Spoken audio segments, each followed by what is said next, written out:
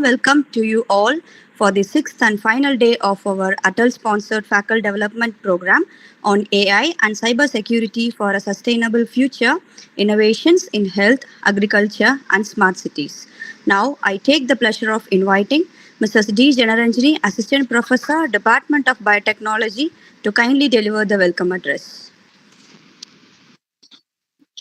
Good afternoon to one and all present here. It gives me immense pleasure to welcome you all to the final day of our 6-day Atal Faculty Development Program organized by Department of Biotechnology and Department of Cybersecurity, Hindustan College of Arts and Science. Over the past few days, this FTP has been a journey of insightful session, enriching discussions and valuable knowledge sharing, which I am sure has greatly benefited each one of us. On the outset, I would like to extend a warm welcome to our distinguished chief guest of the day, Mr. Deepak Ravikumar, Learn Like Coimbatore, Mr. Rajababu Gunaseelan, Cyberwall Singapore, Mr. Damodaran, Cyberwall UK.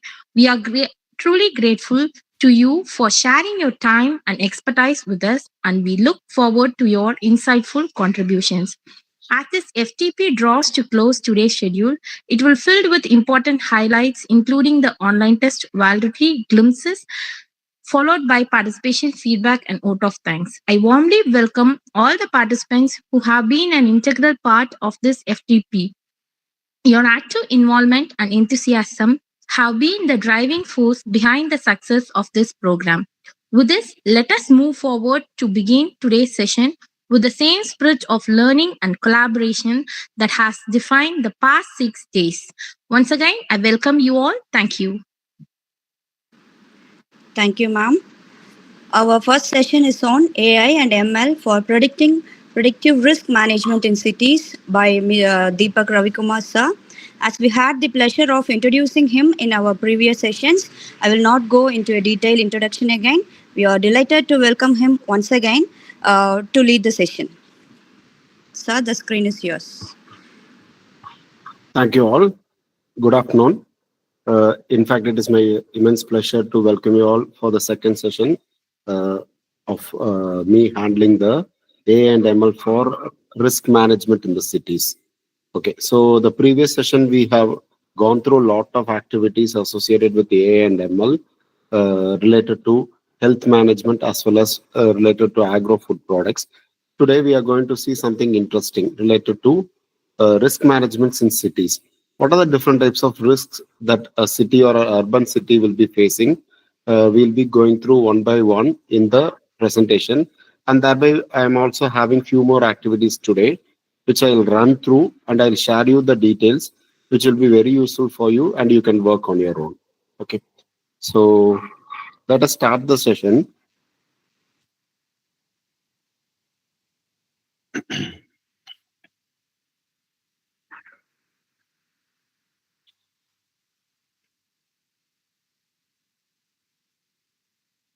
AI and ML for predictive risk management in the cities. So the session objectives will be to how AI and ML will be used in predicting urban risks. Learn about the real world case studies in city risk and management. We'll be having few case studies also on that one. Sharing the screen, it's not visible. Wait, 1 second. I'll scan on.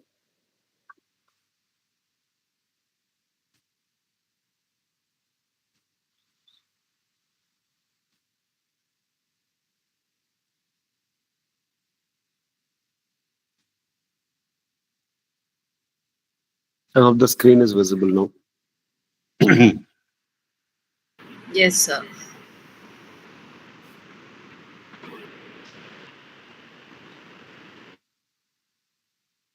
So the session objective is, at the end of the sessions, the participants will be able to understand how AI and ML are used to predict urban risks.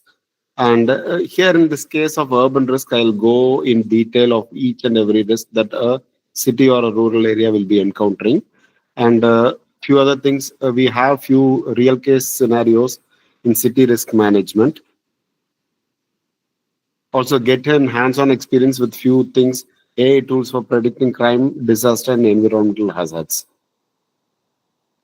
And also how ethical and data privacy will be playing a very big role in consideration with predictive systems.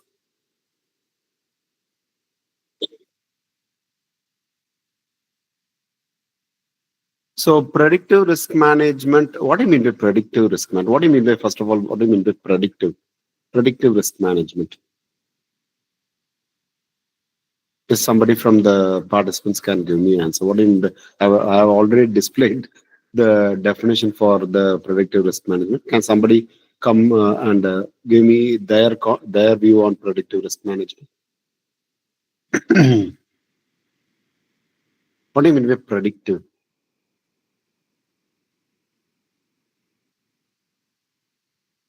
Is it something that you foretell? Yes. Okay. What generally are the risks that will be there in an urban environment? In fact, you take on any scenario, what are the possible risks that you may face? How the government will encounter those risks, and what generally we know about these risks?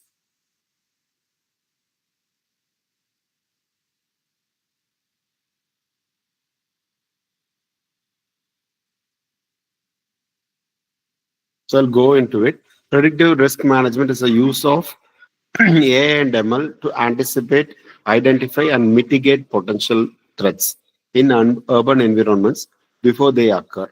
Okay, so anticipating a risk. For example, uh, in the month of September and October, we generally expect a very heavy rainfall.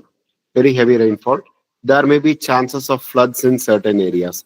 So we anticipate flood and how to mitigate these threats and how to predict these threats. We are using tools that will be useful for tools like artificial intelligence and machine learning, which we may get the results priorly, or we may be getting the results priorly, so that we will be able to anticipate, identify, and mitigate that problem based on the previous historical patterns, real-time monitoring, and statistical model. We will be able to predict starting from crime incidents to natural disasters. Why it is important? Because cities generally are very densely populated and multiple interconnection, and they have multiple interconnected system. For example, there are lots of problems associated to traffic. So generally, during the peak hours, generally the traffic will be very high, and because of that, there is chance that we may be getting late to the office or school. So how to mitigate this problem? It is a risk there. Okay, because of heavy traffic, there is a possibility of accident that may happen in that area. So how we will mitigate this problem? So how you can adjust the signal system in such a way that uh, it can make the traffic more smoother. In Coimbatore, we are following something called as a U-turn method. Correct.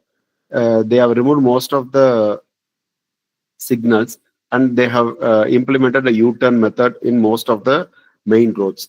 Thereby, have we reduced the traffic thereby? Yes, Coimbatorians can address this.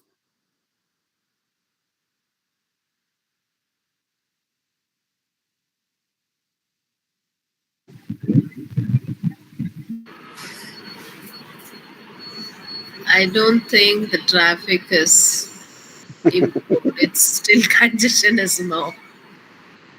Okay. I think for a certain level, we have reduced the traffic. Okay. Some places this U-turn is working, and some places it is not working. That's how my inference is. Okay. How we can make it better? For example, during peak hours, the generally how the signal system has to work is signal system has to work. The time should be lesser at the signal system, so that more the movement will be more rapid. Uh, uh, or you can have either way. For example, a long line is happening means based on the line, your signal system has to work in such a way that to to meet out that traffic, how many seconds the signal is open means you can able to eliminate the traffic. So that's how we can able to uh, uh, this is a chance for the college or the institutions to work on something for a student project, and they can able to implement in the real time scenario also. Generally, the traditional risk management is reactive. That is, uh, after the incident, we will be responding for that. Instead of that, what AI helps us is a proactive prevention. AI-based risk prediction can reduce economic loss, protect citizens, and improve trust and governance. Okay, maybe here I will add something related to the road congestion. I mean, Hmm. the two scenarios. One, in Singapore, how we regulate the road traffic is that we have something called as electronic road pricing. It's called as ERP, meaning that in the highways, right, you will have large gantries that will be operating during the peak hours actually. So basically, like some from 8:30 to 9:30. So like if you are passing through those key gantries, you'll be charged $2 or $3 kind of money, so that people will try to avoid those peak times and start lights slightly later, so that to some extent it will try to avoid congestion, so that people will either try to go early or try to go late, so thereby minimizing the congestion. And if you have observed in Google Maps, right, so if you are taking Uber or a taxi, and then if you are observing the drivers, right, even in Coimbatore, the maps will show in purple color. Sometimes if the road is specific road is congested, right, it will actually show in purple color, and the driver will avoid taking that road, and then he will take an alternate road to avoid congestion. So these are also some forms of AI technologies already implemented within your Google Maps to avoid congestion, to preempt the driver that there is congestion along this way, so that they will be well prepared, and then they will take some alternate routes actually. So we are actually consuming AI even without our knowledge, right? So I mean, like basically by deeply we are using AI technologies already for a long time. Only thing is that it was not a conscious thing, but it was already being implemented in technologies like Google Maps, where AI was implemented, and then users were taking a conscious decisions to avoid traffics. Yeah. Yes, actually, Google will be giving you a notification that you are going to pass through a congested area. Do you want to pass through it, or do you require an alternative route? Generally, Google gives you a indication of the traffic before you enter into the road itself. So it is artificial intelligence already has been implemented, as Raj said. Okay, how AI can predict risk, and we discussed these things in the previous session, but I'll go through it again. So generally, data science, you will be having four parts. Okay. So generally, the step one will be data collection, where we'll be collecting data. Data collection means it is structured data. So making unstructured data into a structured data is also a very important thing. That is a part of big data analysis. In this case, what we are doing is we are collecting a structured data. We have something structured data, maybe a weather stats, it may be a sensor information, it may be a crime report. We are going to work on the crime report part today. And unstructured data may be CCTV footage, social media posts, satellite images, may be unstructured. And the crowdsourced reports, citizen theft application, and all these things are data. And collecting this data, without data, there is no AI and ML. So based on the data only, we go into for the prediction of the next, or the forecast of what is going to happen in the future. So the step two will be data processing, where we'll be cleaning up the data and making the data into a standardized data. That is, removing noise and filling gaps means some of the places you may be having void data. We need to fill in the data. And also what we need to do is we need to clean up the data, and we need to provide the data so that it will be giving us a very good results. Feature engineering, extracting meaningful variables like time, location. Okay, that is also data processing and model classification. Okay, so this is where our human intervention becomes very important. So which model we need to choose for which application. So there are different models available. Some models may be useful for some applications or some type of real-time scenarios, while few other models may be applicable for some other scenarios. So choosing the right model is very, very important. And model selection is a very important thing so that our results will be better. For example, predicting a textile sales, linear regression models will be very good. For instance, predicting something for the future based on the previous pattern, we will be using regression models. While we don't have the output, we need to predict something. So we need to get a user buying pattern or something like that. For that, you'll be using clustering models. Okay. So visualization and decision making. So instead of giving a data in form of a table, or if you instead of giving a data in form of words, uh, it will be better if you are expressing in terms of visualization by means of a chart or a graph or heat maps or in form of dashboards or real-time alerts. It will be very, very important. Based on that, you may be able to take lots of decision making. So these are the four steps. Generally, we find it with data science and analytics.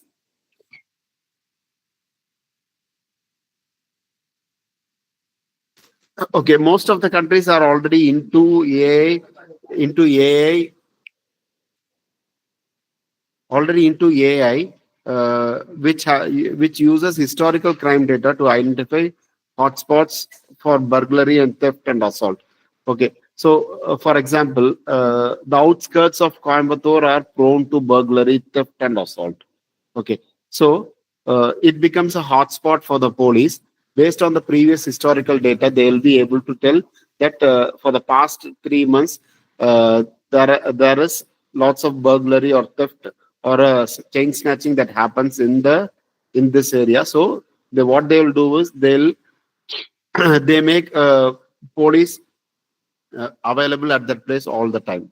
Okay, so here is an example. Chicago Police Department predictive policing has reduced burglary to 12%. Okay. Factors considered are time of the day, weather, holidays, nearby events. Okay, so I'm posting a question here. At what time the crime chances are very high? And what weather the crime chances are very high?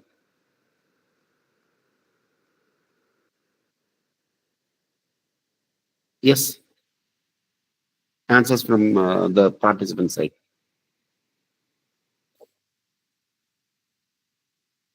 What time of the day the crime chances are very high? Sir chat பாக்ஸ்ல posted பண்ணிருக்கோம். Night டைம்ல usually if it is the weather is going to be less moody அந்த மாதிரி இருக்க டைம்ல rainy time ஏன்னா evidences may get washed away there are many chances. Correct. Very good. So rainy time, the evidences get washed away, and generally the theft happens during the evening time to the night time. Okay, and positively the burglary at a house may happen during the midnight times between the time 12 to 3 happen, and holidays time, holiday season. For example, pickpocketing, chain snatching may happen in places where there are lots of tourist attractions. Okay. Disaster risk for forecasting, flood predicting using river sensors, rainfall, cyclone alert. Already the satellites are giving us a very good data, but still based on the data, AI gives us very good prediction of what type of cyclone we may be facing. Maybe it may be a category 1, 2, 3, or 4. It will be predicting. Earthquake impact simulation based on seismic patterns also is available. And another part that generally we face is air quality index. That is an environmental risk. Air quality index include what is Delhi facing? Why there is lots of pollution in Delhi?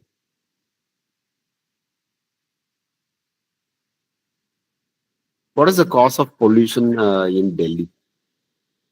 I'll step out so that I'll be able to see the chat also.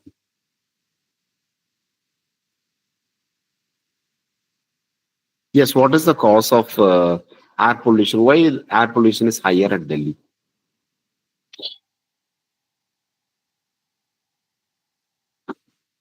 It is predicted that heat wave risk also is possible for the upcoming years, and the temperature during that time may increase between the temperature range will be between 40 to 45 degrees for Tamil Nadu.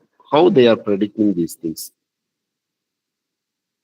Knowing it, we may not be aware of it, but the AI has been already part and parcel of all these risk assessment, and they have been using it for literally maybe the past 10 years. They have been using the AI into this. Without model, you may not be able to predict these things. Okay,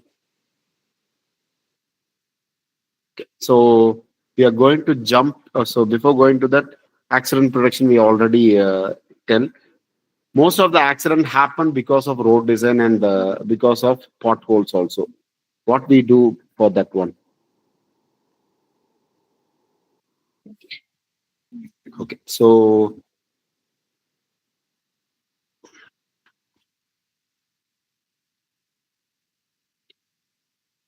we'll be having a small activity now. Okay, I'm going to use Kepler for to showcase how theft has been distributed across Tamil Nadu, and we'll see which place has a high crime zone, and we'll try to filter it by time and day. Okay, so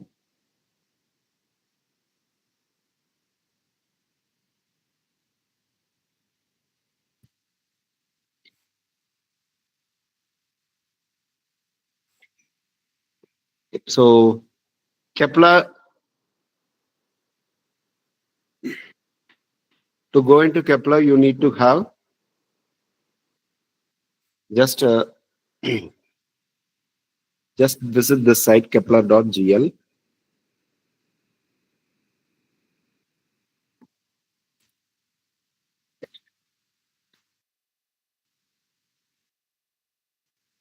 Get started.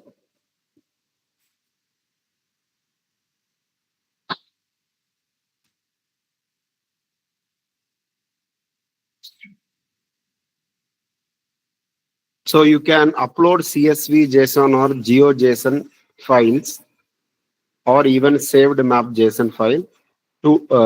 You must have used data wrapper, right? Similar to that, this is also a geo-based visualization system. I'm going to give input which covers Tamil Nadu burglary and theft data. Okay. So you can also work on this one. I have added the CSV file in this link.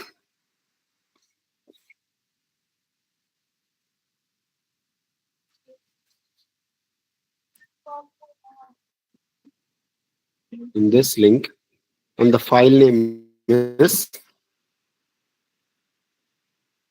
Tamil Nadu crime dataset underscore 500.csv. Okay, this is what I am going to upload here.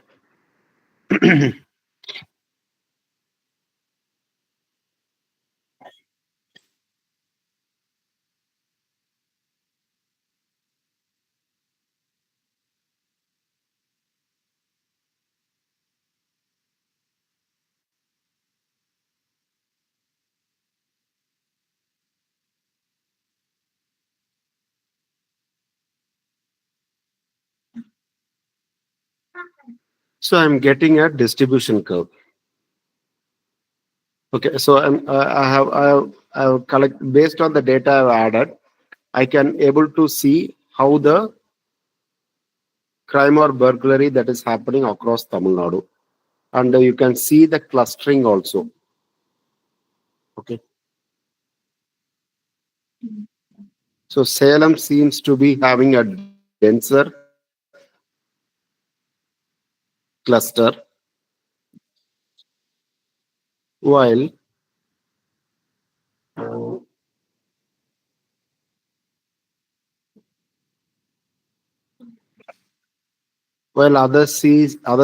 other places are lesser distribution also.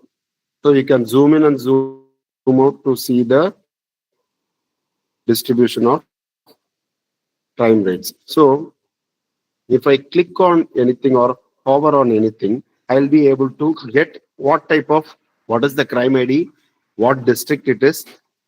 I'll be getting the latitude and longitude information and type of crime category also. Okay. Here, I can have different types of viewing also. For example, here I have given it as a point one. Instead of point, I can have something like a grid here. Okay. Grid is also available.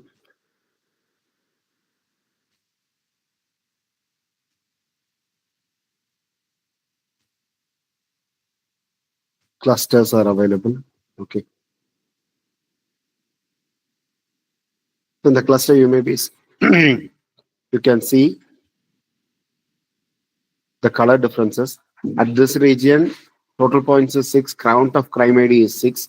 So you will be able to get the regions where the crime rate is also high. Okay. I can also give a heat map.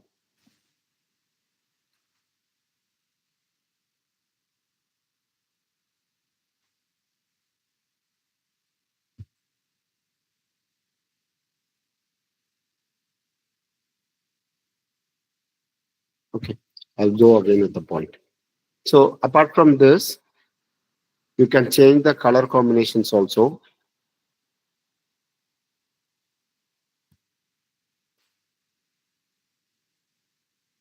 You can give outlines also. The outlines you will be able to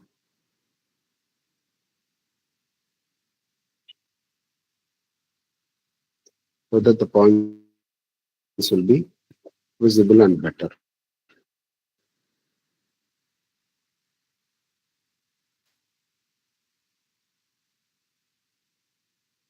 Okay. So what I'm going to do now is I'm going to have a filter now.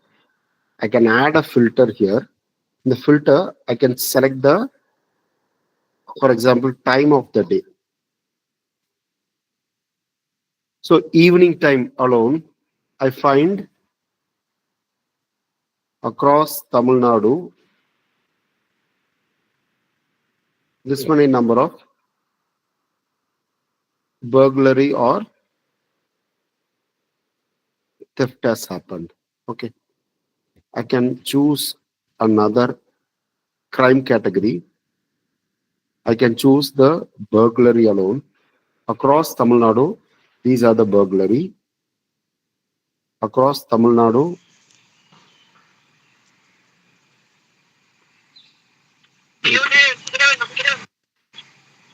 across Tamil Nadu, these are the theft. So,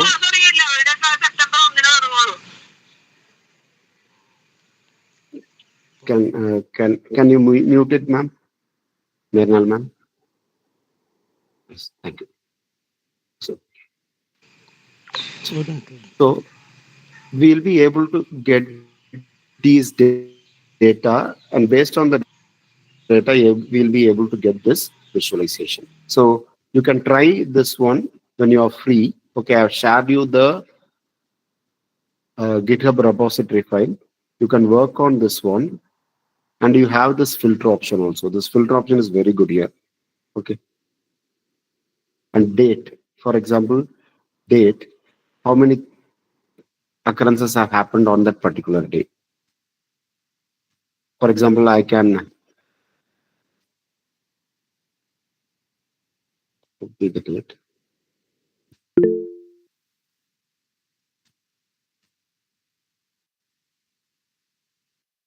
You may be able to find on which day the occurrences of theft or burglary happened. the most. Okay, so this way you will be able to work on the crime data set. Okay, fine.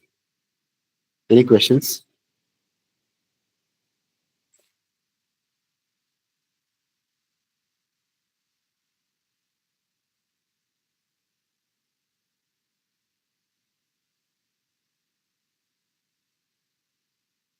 Okay, so I'll move forward.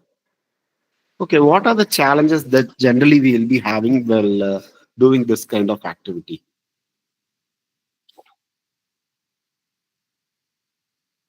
Okay, so challenges and consideration while doing this activity is data privacy and security, risk of surveillance outreach, need for a stronger anonymization method. Okay, so data privacy, for example, uh, are our do you think we the Android phones which we are using are secured? In fact, Google is collecting your data completely. Whatever you speak, whatever, in fact, Apple also doing the same. Uh, they are collecting the data so that they'll be able to build their apps better. They'll be able to feed your requirement, and they'll be able to promote their products to you also. So, in fact, literally, the privacy part is a questionable part here. Okay. Similarly, uh, for doing this, for bringing such kind of a system into our place, we need lots of infrastructure requirement. Okay. So that is a very important challenge that we face. And algorithm bias means uh, maybe the algorithms may be suitable or may not be suitable, and so choosing a suitable algorithm for this type of condition, uh, we need to work on that one also. So this is an opportunity for the faculties and other people to work on algorithms where you may be able to predict a thief's behavior, a burglar's behavior, a serial killer's behavior, a psychopath's behavior. Okay, thereby you may be able to gather the data from the people, and you may be able to build on a model where you will be able to predict a person from based on the behavior. Okay. Okay. Few of the case studies that we can see here. Okay. So Singapore, I think Raj can explain about this better. Singapore, smart nation. Uh, Singapore, you may expect rain anytime. I have been to Singapore a couple of times in I a couple of yeah, I months. presented this last time, Deepak. So it's Uh, there in my slide also. I will talk about it. okay. Yeah. Yes. Yes. Okay. So Raj, can you explain about this? Which one? Which one? Which one? The Singapore Smart Nation, the flash floods in your city. Okay. So basically, right. The thing is that the very basic structuring of the roads and all, right, is pre-planned and is well designed actually. So for example, in every roads on the side of the roads there is a designated holes for the rainwater to channeled into a drainage system. So that drainage system is well interconnected and it will all lead into a nearby canal, and from the canal, right, it will route back into a reservoir. So basically, right, so what happens is that, right, so whenever, so if it is heavily raining in Singapore, and if after the rain stop, you see in 10 and another 10 minutes, right, there will be no signs of rain at all. So all the rain would have quietly drained into the underground tunnel, and then basically it would have actually been collected into the centralized canal. And one more thing is that, right, Singapore is very much deficient in its natural water supply, actually. So it relies on Indonesia and Malaysia for its water supply. So what they did, right. So if you have visited Singapore, the Marina Barrage, they have created a backwater in between the sea and the main CBD area where you find the Marina Bay Sands and all, where the rainwater that are being channeled, right, are actually collected in a center in a reservoir. And then these reservoirs are used for the water, the daily domestic water supply. So it is I mean, basically, like from the infrastructure level itself, the design is very much planned to collect the water because they are scarcity. They have a heavy scarcity resources that may help to not only prevent floods but also convert that rainwaters into a drinking water supply. Yeah. Yes, actually, during this time visit, a couple of days before, I saw that reservoir also. Okay, it was very close to the. It is in the Marina Bay region, and it is very close to the shore also. If anything, if flooding also happens, they may be open it out to the sea as well. So they have planned it superbly. And flash floods means generally. It is an island, right? So generally, if there is a downpour, there is a chance of flash flood creating in that particular region. So they have made it so superbly. In fact, during the visit also, we had encountered rain for a couple of days. But after the rain stopped, we didn't seem, as Raj said, it will be bone dry and in 10 minutes, and people will be walking across the city as casually as they would be. Okay. So, case study two is Chicago. Chicago is well known for its crime. Okay. So crime forecasting, they are using the AI, and generally how they do is they fix cameras. They see the activities of the people. If there anything suspicious is there, automatically what they'll do is the police are very aware of nearby, and they'll be able to prevent the happening of a burglary. Okay, this we have already given in the previous slide also. And Barcelona traffic AI, based on lots of accidents that happen in the intersections are prevented by AI traffic system. And as I told you, optimized traffic signal timing based on the live feed. Okay. So this is what I was discussing about. If Barcelona could do it, why not in India? Because we need such kind of systems to reduce the traffic congestion in India.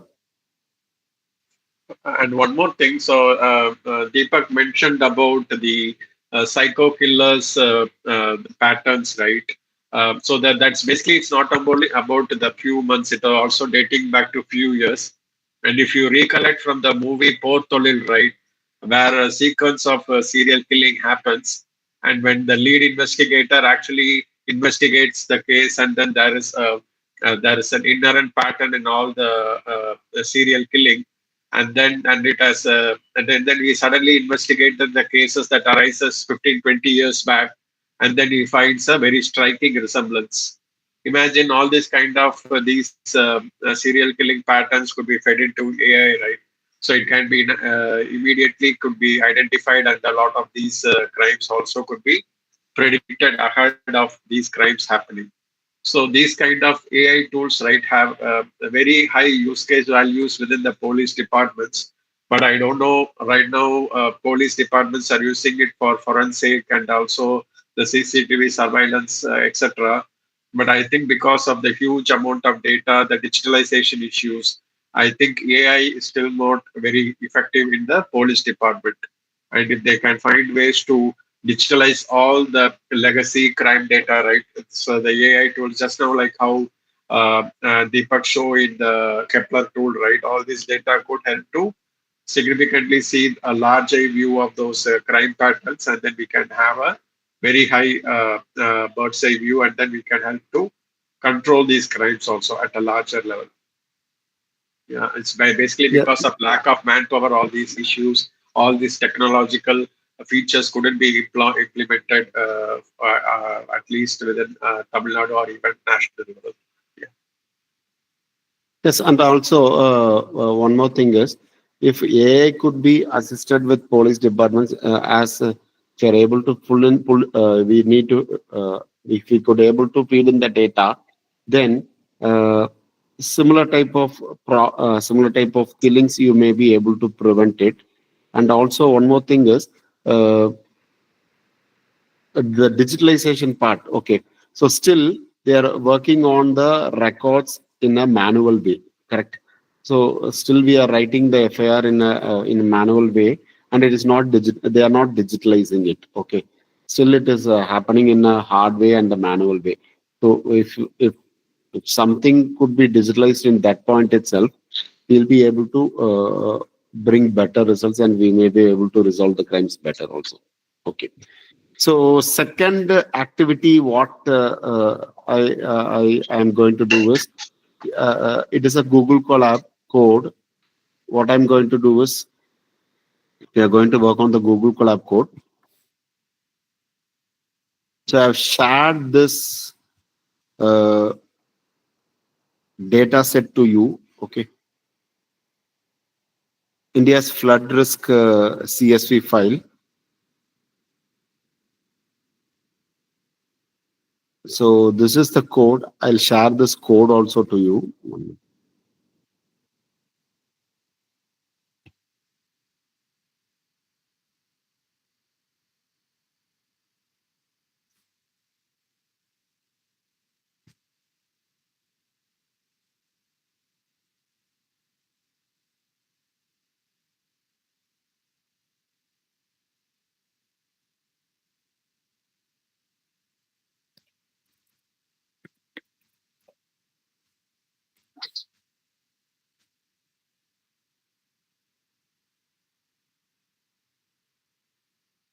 You can have this code also. So as we worked on the last time, open Google Colab. You can paste in the code. I have connected this CSV file in my Google Drive. Okay. So what I have done is I have created a folder called as AI underscore flood risk, and I have placed the CSV file inside it. I have used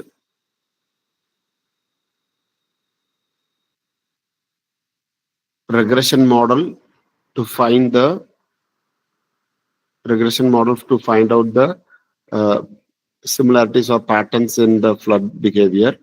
And it is the process I have used is logistic regression. I have given few visualization also. So I'll run the code.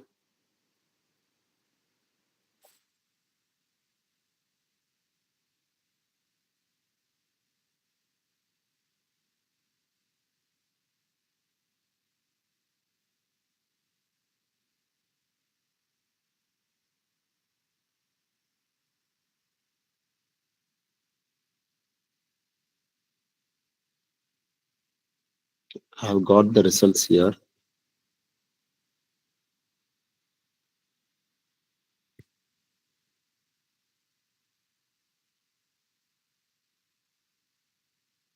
Okay, it has come up with lots of visualization. Okay. So total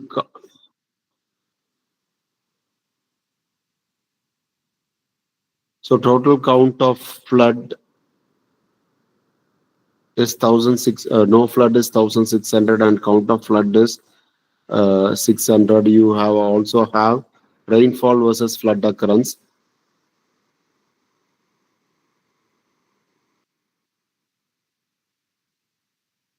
River level versus flood occurrence. As the river level increases, flood occurrences also increases. If the river level goes down, the flood occurrences also goes down. So this is the count that you will be that they are describing. And similarly, if the rainfall goes high, automatically the flood level also increases. Okay. And state-wise flood occurrences. Okay. No flood out of the total rainfalls. Haryana seems to have higher rainfall.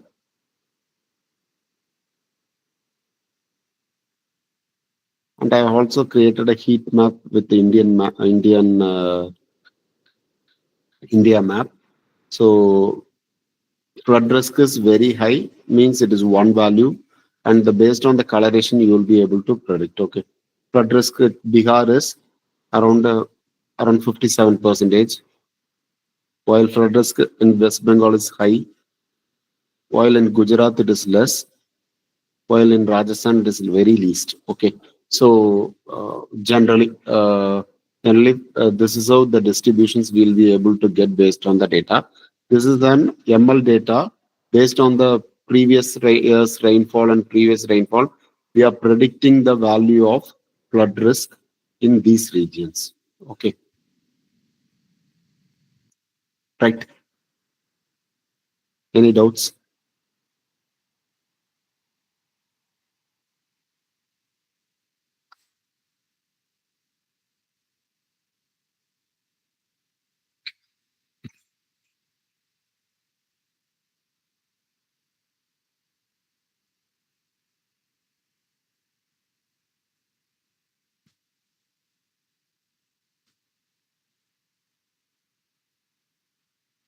So I used logical regression method to predict flood probability and test a different rainfall input to simulate scenarios. Okay.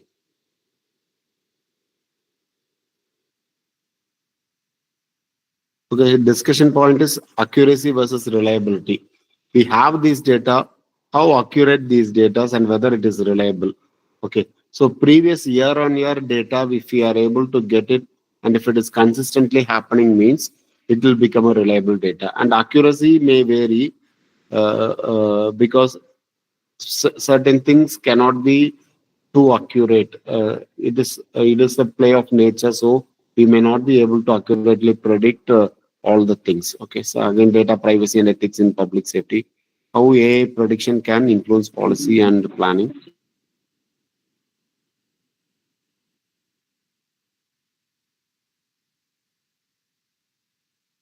Okay, so we are coming to the close of this session.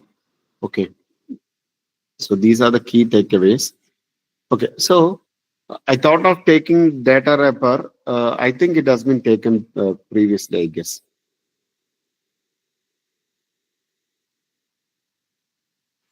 Has been Yes, taken, Deepak. right? Yes, Yes. Oh, Deepak. so so data wrapper has been taken, but I'll show you a site which will be very useful for you. So OpenAQ is a site where we'll be getting the air quality of the entire world. Okay.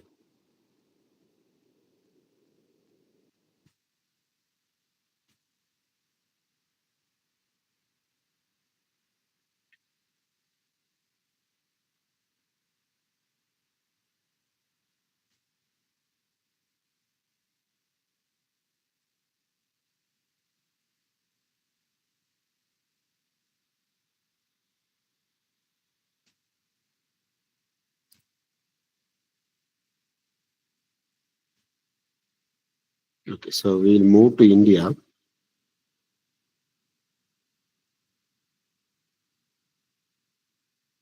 They are updating continuously this one. Okay. Let us check with Delhi.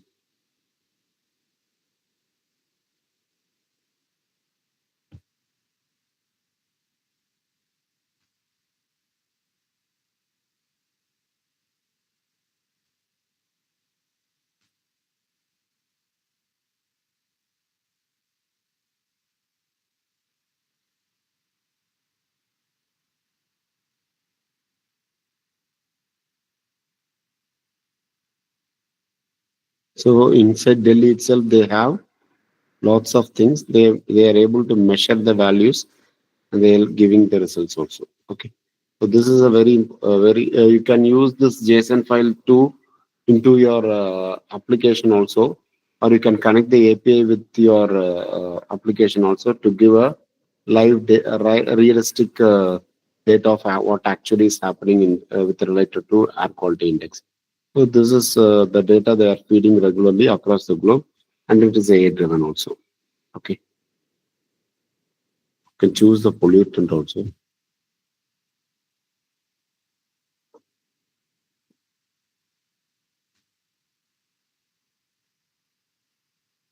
Okay,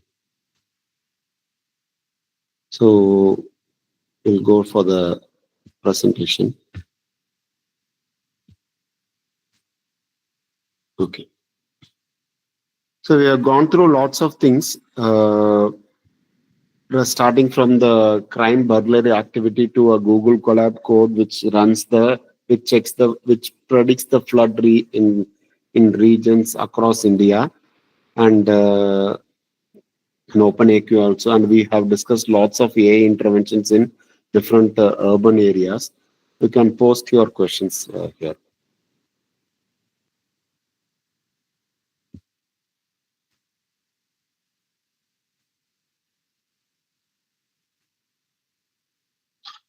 Any questions, ma'am?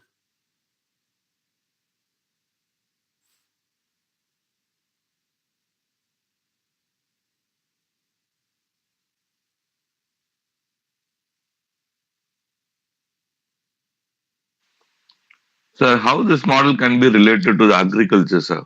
When prediction is not reliable, then how it can be used for agriculture-based AI technique?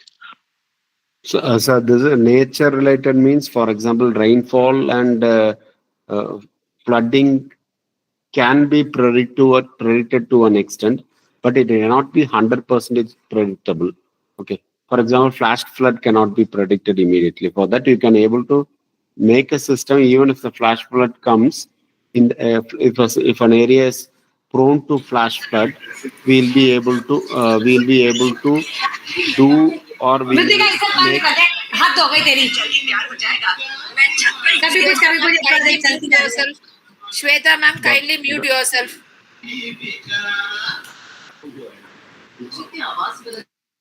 okay. So, for example, an area is very much prone to a flash flood. We may build an infrastructure in such a way that flash flood can be flash flood can be prevented. If an area is prone to flooding, okay, we need to make some remedial measures for that to prevent the floods. But you will be able to predict the rainfall to an extent.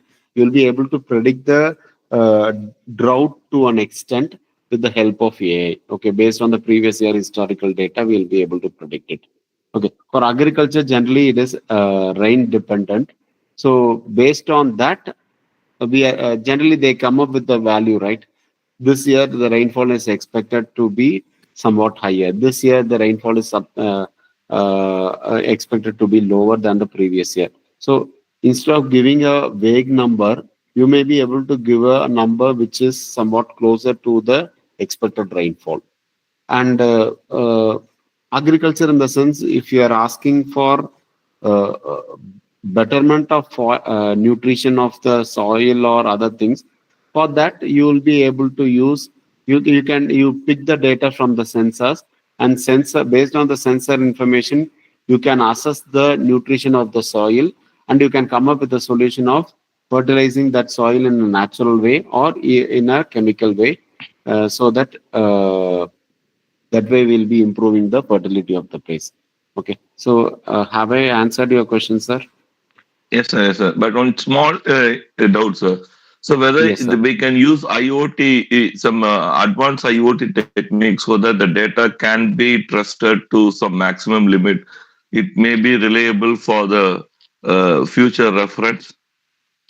For example, sir, IoT means it is Internet of Things. Okay, Yeah, so devices. I'm speaking about devices. yes, sir, generally devices are connected to the internet. Thereby, you will be able to get real-time data from the sources. For example, you are connected. You are having sensors in your farm, and that sensor, what it does is it captures the moisture level of your agricultural land. So, for example, you are doing a farming, for example, you are growing rice. Okay, rice requires lots of water. So, if the moisture level or the water level goes down, okay, automatically the production gets affected. So, for that, that information is captured, and it is sent to you through an IoT device, and that IoT device give you a real time monitoring of the water level in your system. Okay, thereby, if there is a decrease in water level, automatically what we can do is that IoT device is connected to a pump or a water reservoir where it feeds the water. Once the water level gets reached, it automatically cuts off the system. So thereby you will be able to manage the system, and also based on the temperature, whether the temperature is ambient for growing the particular crop, or if you are using a hydroponic type of uh, uh, agriculture in this location. So that way, in hydroponic farming, generally otherwise aqua farming, what they are doing is they know what quantity of water need to be given to that particular plant, and they precisely give that to that plant. So that much level of real time tracking is already into the picture. So that way we will be able to get maximum yield from the plants also. So IoT devices are already implemented, sir. Thank you, sir. Thank you. Thank you. Yes, sir. Yes, ma'am. Any questions, please?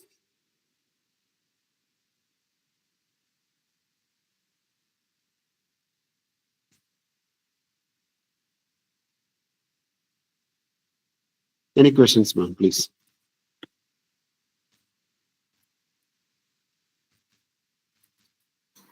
Sir, good afternoon. Yes, sir, please. Sir, can we use the AI tools for any early warning of natural disasters, sir? For example, sir, this is already into the picture. For example, if an area is prone to earthquake, okay, so the seismic activity is already recorded, and based on the movement of the tectonic plate, they are able to predict that there is chances of earthquake in this region. That it is given, and flood warnings are already into the picture, sir. If, for example, if the rainfall increases to expected rainfall is this much, and it, for example, for a region, if it is 10 centimeter, if it is exceeding 10 centimeter of rainfall, that area is prone to flood. So the early warning or the orange warning or yellow warning or red warning is already given.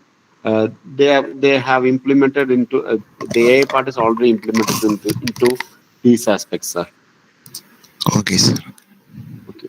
Yeah, I just like to add after the tsunami in 2004, right? I think like all the seismic activities are already being monitored by the global natural disaster committee. So even few weeks back, right, it was actually forecasted, and they said that like coastal areas around Russia, USA, they will are surprised. They are expected to have tsunami. They were given Tsunami tsunami warning. warning actually. So basically, all these seismic regions of high volcanic activities, right, are already monitored with the sensors, and then they are very closely monitored. And if the tectonic plate vibrations or the ground level water level is or the sea level is withdrawing, so they are able to sense these patterns, and then they will raise alert for evacuation, and then like the travel alerts will be alerted, and the national level uh, uh, uh, warnings will be passed so that the other countries can plan for evacuation at what national level or very specific regional level. So all these things are being done right after the tsunami effect. Actually. Okay, okay, sir. And also, for example, if you take US means they are prone to hurricane. Okay, year on year, the Florida region will get affected by hurricane. So generally, they predict it before itself, and they'll give this information that what category of hurricane may be hitting the region of Florida and Keys. Okay, so that is already been a part of their work. And Okay, sir. similarly, India also is doing very good. Our INSAT is doing a very good here. For example, year on year, we predict the northeast monsoon very well. So northeast monsoon cyclones are prone, and they predict it weeks before, and whether it will be gaining momentum or not, they will be predicting it before itself, and they are giving lots of insights. Okay. So based on that, the evacuation process or whatever remedy that we need to make, it is getting ready, and they are doing it already. Okay, sir. Thank you. Any other questions, please?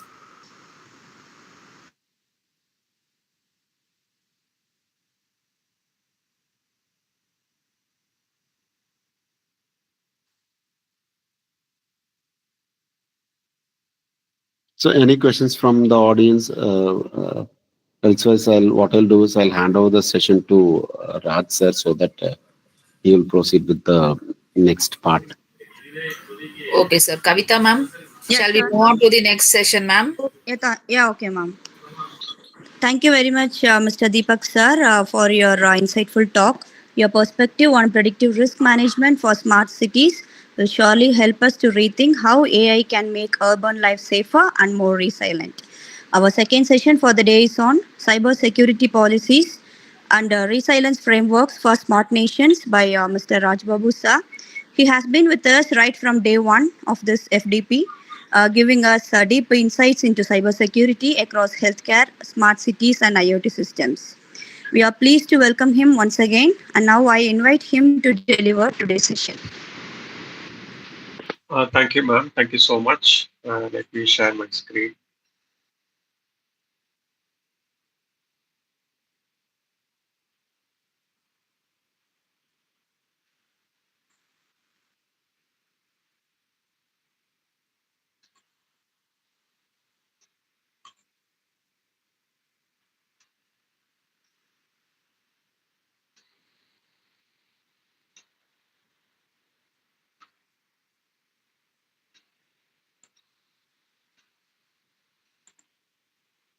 Okay, can you guys see my screen? Yes, sir. It's Yes, sir. visible. Okay. So just that. Initially, this is actually my fourth session, and on the first session we saw about AI and cybersecurity for sustainable systems. On day two, we saw AI in healthcare and smart nations. And day three, we saw network security in IoT and agri-tech. And on day six, we are going to see about the cybersecurity policies in general and how we can build a resilient network frameworks for smart nations. So the topics that we are going to cover today, so we are going to actually see the different policies, the recovery strategies, and how we can plan the incident responses, and what are the emerging technologies and frameworks in the areas of cybersecurity and the global collaborations and future trends. So if you could recollect, right, on day two of the sessions when we were actually going through the Smart Nation blueprint, we saw this diagram in general, right? Because, say, for example, if we want to implement a smart nation in India, so what are the different systems that has to be connected together, right? So we not only need to connect the government bodies, but we also need to connect the healthcare, education, public transport, and other infrastructural services together with IoT, with a global broadband services, and then this will facilitate a smart governance frameworks integrated together with AI and analytics and cybersecurity. Okay, so let's understand a scenario. Let's discuss a scenario that imagine that SBI Bank tomorrow says that their banking servers has been compromised. What would be your immediate action and how would you respond to such a it can be a false positive, or it can be a true actual case actually. But what would you immediately do that if you hear that SBI or even the bank that you have and our savings account has been compromised? What would you do and what would you feel? So if we are aware the previous day, maybe we can carry out the transactions on the same day rather than leaving it for the next day when it is the server is going to be shut down. That is one way of getting our work done priorly. No, I am not talking about the active your pending activity, but what would as a contingency that you would do? Okay, so your personal account, you suspect that it is compromised. People have access to your ATM card pin, your online banking, your credentials. So what would you do actually? Immediately, what would you do? We will try to You block block the account, sir. the block. We will try to block. No, but the server is already compromised, right? So what is the point of blocking? Uh, okay, one thing is that you will try to block your card. Okay, but when they are hacked, they can even unblock it. All these kind of things can be done. So the immediate thing will be what you will do is that you will go to the nearest ATM and try to withdraw the money, right?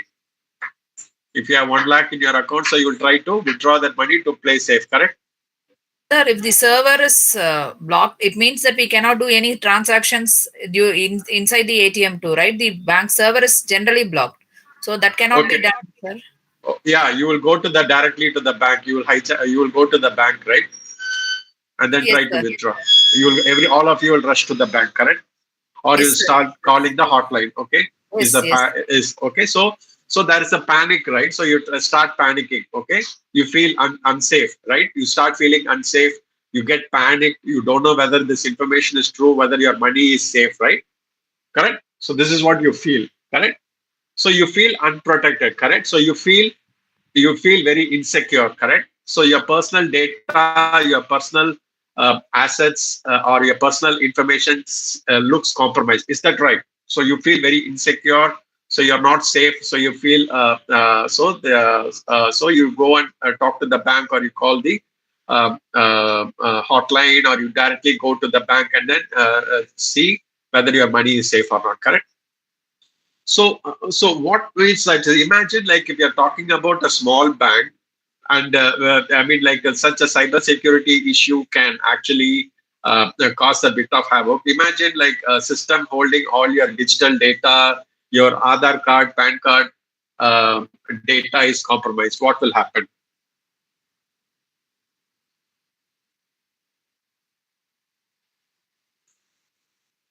Imagine unsolicited user is having access to all your PAN card data and Aadhaar card data. Aadhaar card has all your biometric information also, right? So your fingerprint, your eye print, and your blood group, your residential address, all those data, right? So what will happen?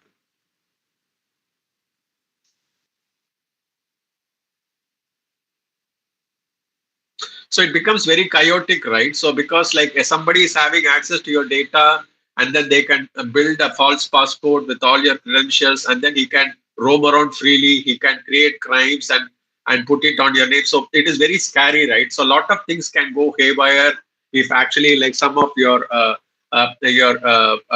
citizenship data, or your private data, your data is not protected. Okay, so that's why building a smart nation is not very easy, and the objective of protecting or building a very robust smart nation initiative is protecting its very own citizens and assets, ensuring data integrity, and then ensuring higher levels of authentication, encryption, and protection to its data.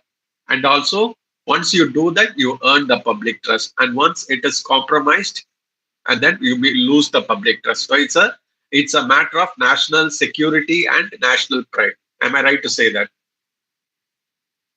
Yes, sir. Okay. So that's why this is a key topic. So it's not something like there's something we can easily set up a global framework for smart nation, and that's why it is very important to understand the very fundamental concept of how you can enable the general frameworks, and then basics of understanding the security frameworks, and how you can actually build a rigid cyber security solution. Okay, I will skip the slide because it reiterates the same point we just discussed. Okay, key components of cyber security policies. Okay, before going through this topic, let's watch a video.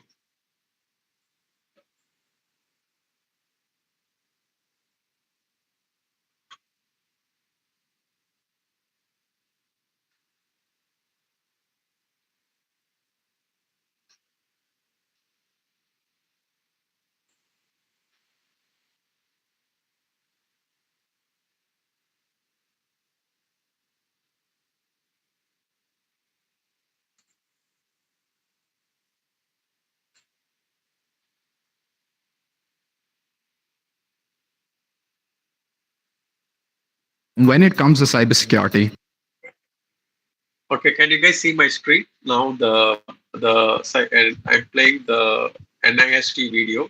Let me know if you can't see or hear it. NIST 853 is the king of the jungle. Yes, sir, But it's what if your visible. cybersecurity needs don't really require 1018 different controls? Is there something for you? As it turns out, there is, and it's So, so what we are going to see is the video on NIST, National Institute of Standards and Technology.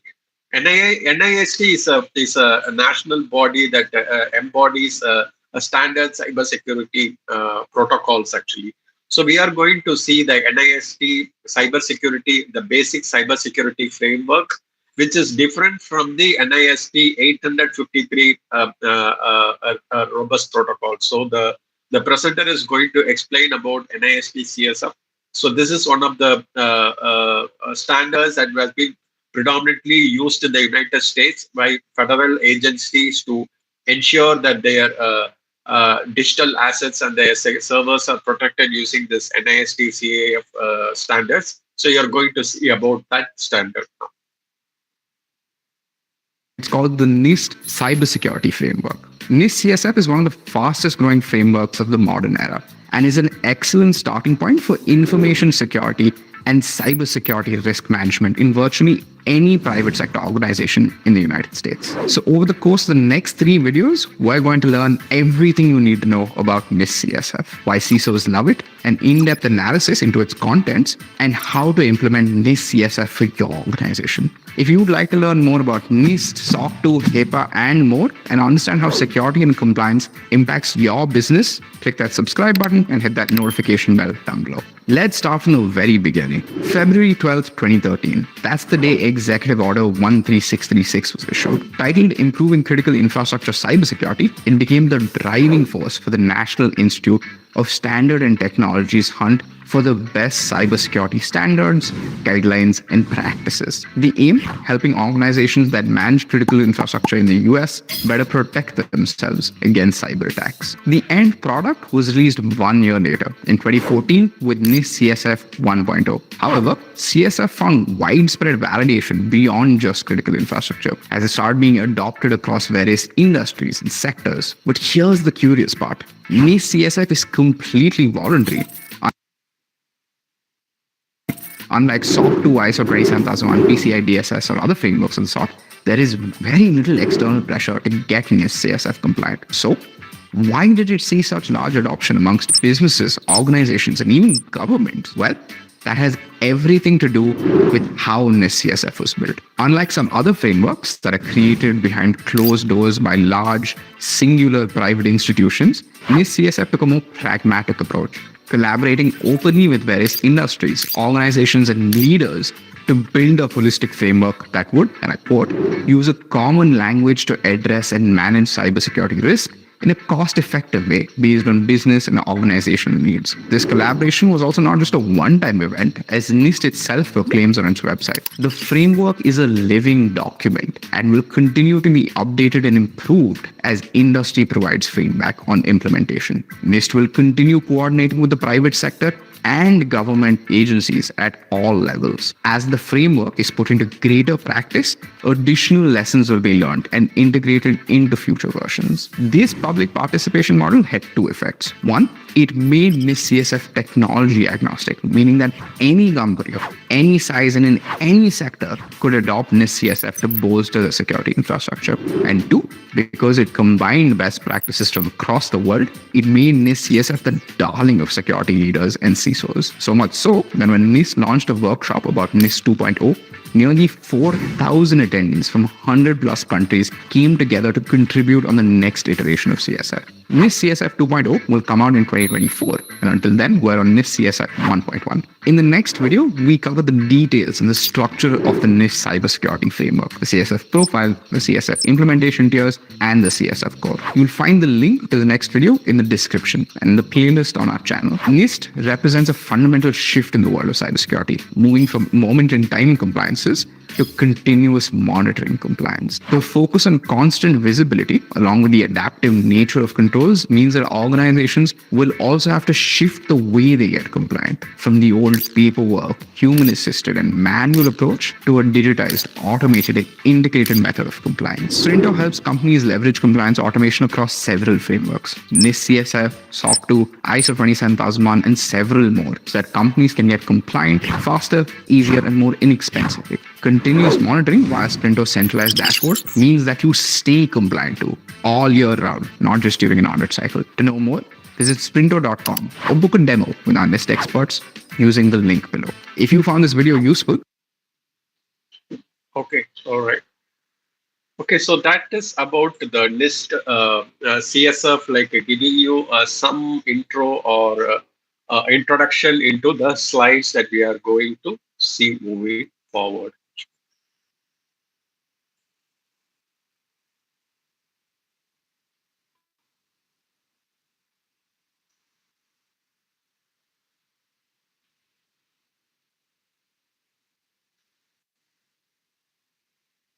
Can you guys see my screen now? Yes, sir. Yes, sir, it's visible. Okay, I'm showing the risk assessment and management slide. Yes, sir. Okay. So basically, so the key, the fundamental principles of the end list CRF, what you saw, right? Actually, the components or the fundamental modules is basically identifying the vulnerabilities. So we will go into the 5 separate steps on how we are going to identify those vulnerabilities and through thorough risk assessment. And then basically, once you have identified those vulnerabilities, what are the risk mitigation strategies that are available? What are the different tools that we can use for risk mitigation? And how you can continuously monitor the system to ensure that a proactive approach can be followed to safeguard the system's assets and the data. And also, what are the different regulatory standards that we can follow, and how we can define different roles and responsibilities in order to manage the different assets, how to actually follow different audit compliances, both internal audits and external audits, and following efficient compliance mechanisms to ensure your secure system is secure. Okay, so we are going to see about the NIST CSF. When we are talking about NIST CSF, the National Institute of Security Standards and Technology, Cybersecurity Framework, you need to take care of 5 points. One is identify. So identify means like identifying all your assets and the systems that needs to be protected, and then implement the tools and the methodologies that are required to protect these assets. That is step 2, protect. And third one is to detect. Detect means to enable ways or enable automation to detect any potential vulnerabilities are happening in the system. And 4 is respond.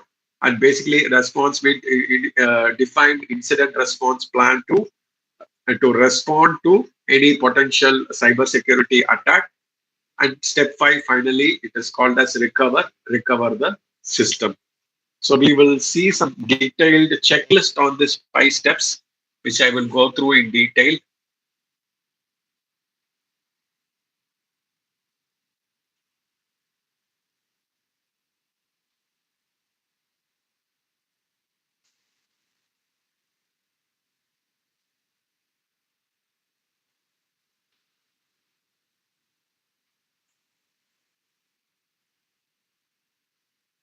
Okay, can you guys see my screen? I'm showing an Excel sheet. Yes, sir. Okay. Okay, so basically I mentioned 5 steps, right? One is identify, second is protect, third is detect, fourth is respond, and 5 is recover. And there's another step called as continuous improvement to ensure your system is continuously protected. So let us go through all these steps in detail. So identify as actually these important steps where the first step is inventory all hardware, software, and data assets. Meaning it is actually managing an asset management system where you actually stock take all the hardwares and software and the data assets. Imagine you are running an organization.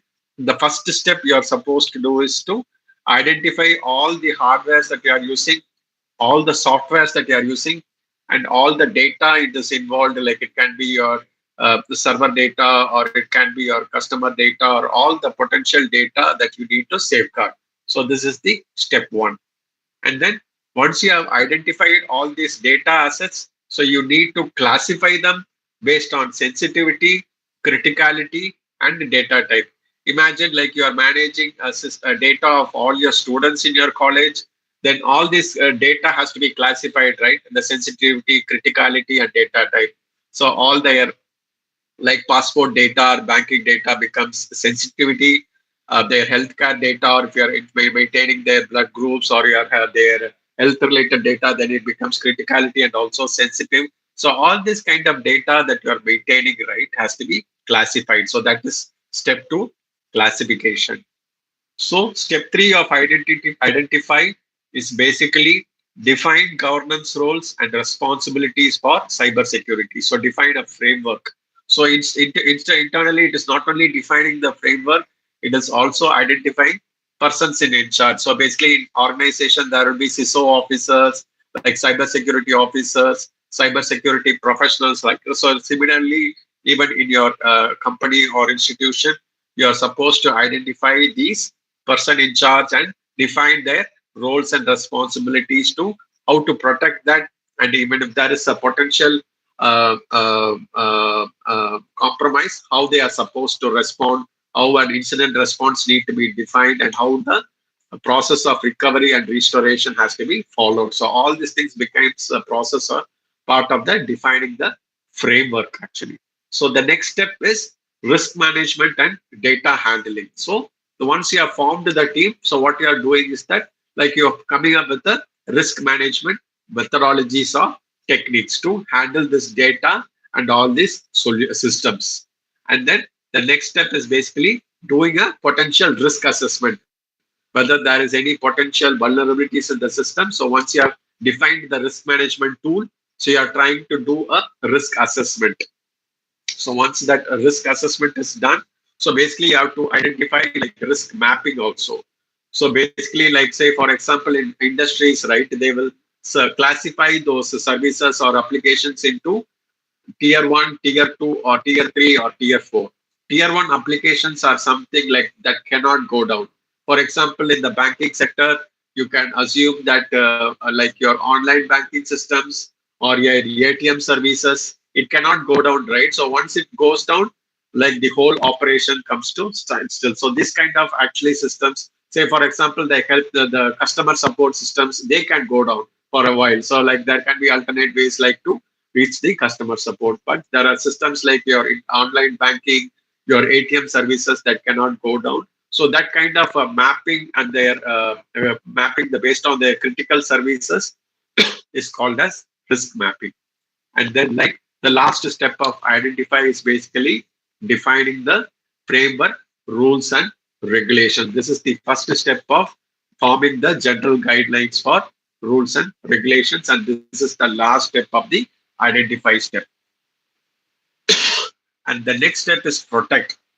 And basically this steps actually comes up with implementing identity and access management controls. Implement, for example, MFA. This is called as multi-factor authentication. For example, in your banking systems, right?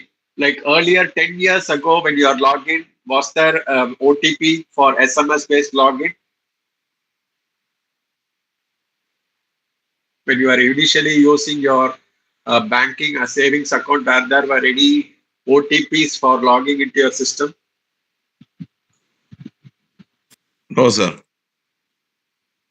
So right now you cannot log in into the system without using an OTP, right? You are either supposed to use an SMS OTP to log into your system.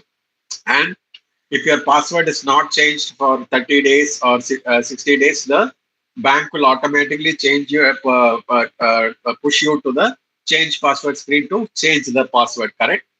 So these are some kind of protect mechanism already implemented by the banks. Like your password cannot be too old, or it cannot be too simple, or you cannot directly log into the bank without an MFA. So all these kind of steps that are followed by the bank, right, are the step one of protect actually. So that is called as the identity and access management control implementation. This can be simple MFA, or actually it can be advanced MFA techniques for bank staffs actually. So they will have further access control mechanisms implemented for banking staff. Say for example, the first level staff like who's sitting in the counter will see differently, but a branch manager will when they log into the banking portal, right, they will see different things. So that is called as the different access levels based on the identity and access management. That is called as authorization techniques, that is controls the way the different users of a company sees. And the next step is secure data and encryption at rest and in transit. So encryption at rest and transit means, encryption at rest means basically it is encrypting your database data. So basically, like when your database data is there, right? So when you have the data, the critical data, like your all your sensitive data, right, will be can be encrypted at a whole database level. So there are tools available to completely encrypt the database also. Which means like when you log into the SQL database server and check, right, you cannot directly access the physical data file. So it will be encrypted. So that is called as encryption at rest. Encryption at transit is nothing but your secure SSL layer that protects your banking website. So all the banks, right now they have the SSL protection, right? So you are using the portal through HTTPS or HTTP.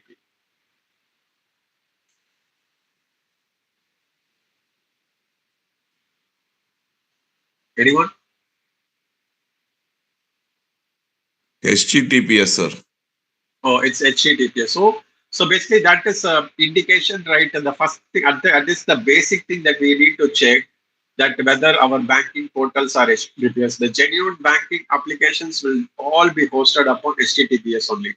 Not only the banking applications, all the enterprise grade applications will be hosted on HTTPS. That is called as the encryption and transit actually.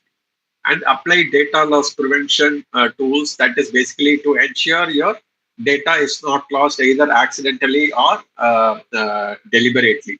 So the tools like Symantec, McAfee, Trend Micro, and Zscaler are two as DLP tools to protect your data. And deploying network level firewalls, endpoint protection, and mobile device management, all these are actually the next level of protections, ensuring that your network is protected. Firewalls are to protect your network layer, to protect all your servers. Endpoint protection controls what you are installing in your corporate laptops, and mobile device management controls what you are installing on your corporate mobile devices. And there are MDM solutions like Mobile Iron, and Microsoft also has something called as Intunes actually. And then there are also patch management process in place with timely updates and the patch management solutions. And then like the next step is to train your staffs. And then as I mentioned, right, you are defining password policies and enforce acceptable use and password policies. And then defining backup and recovery. This ensures that you have appropriate backup policies for your data to safeguard your data, and also recover in case if those backup your main database is compromised. And the next step is detect. So which means that like implementing centralized security information and event management tools. This is actually called as CM tools, which is a monitoring tool implemented on the server to protect your main servers from any potential hacks actually. And there are also other network level tools, endpoints, and cloud workloads to monitor the servers and other resources. Also, your CPU, memory, all those things can be monitored by tools. And one of those tools is SolarWinds. And then, do you guys remember that we spoke about anomaly detection? AI anomaly detection in the network security. We spoke about it. So all those kind of anomaly detection baselines also has to be established. And then organization conduct regular annual based vulnerability and penetration testing, VAPT testing, to ensure that their system and their softwares and their application solutions are secured. And then also intelligent threat intelligence and monitoring, and also defining key cybersecurity performance metrics. And the next step is respond, which means that we are coming up with an incident response plan, just like how we are defining if there is an issue, like for vigilance examination and all, you come up with some vigilance plan, right? So how we develop an incident response plan with the defined roles, who's supposed to handle that incidents, and how we are supposed to respond to those cyber security incidents. And then come up with simulation COB drills, like if there is a potential cybersecurity compromise, like how will you actually handle it? So banks will do this kind of mock exercises over a weekends, like, and simulate issues by bringing down their system and how they will establish continuity of business actually.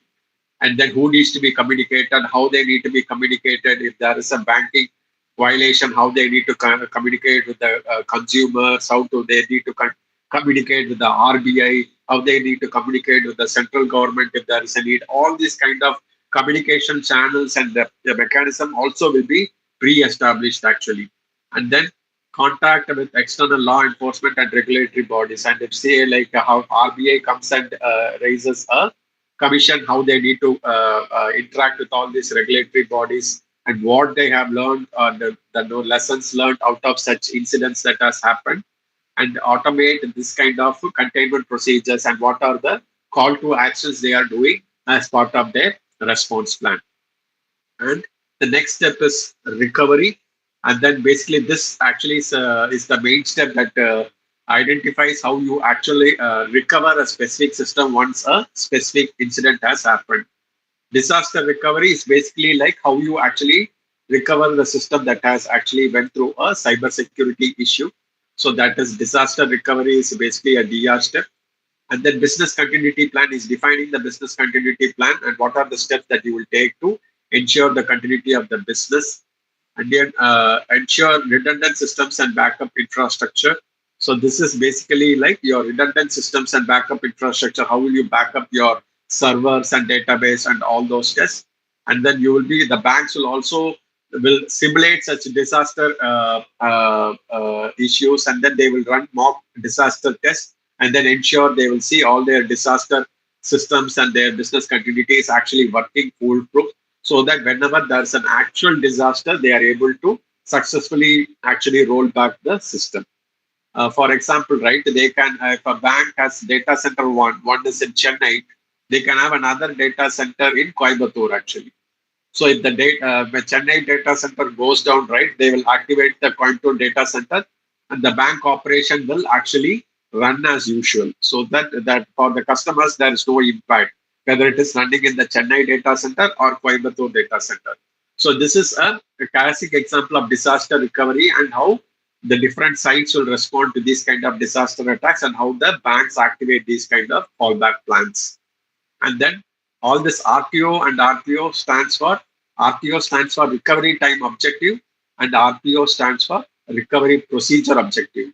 So RTO parameter, if I say 6 hours, if the Chennai data center goes down, how quickly within 6 hours I need to activate the Coimbatore data center. So that is called as the RTO time. So within 6 hours I need to activate the Chennai data center.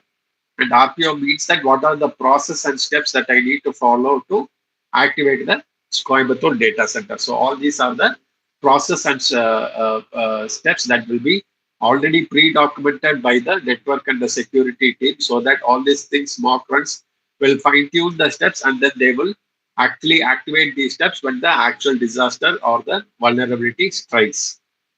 And then what are the lessons learned out of these cycle or the recovery process, and what are the communication protocol after the DR is successfully restored. So what are the communication, who are they need to communicate.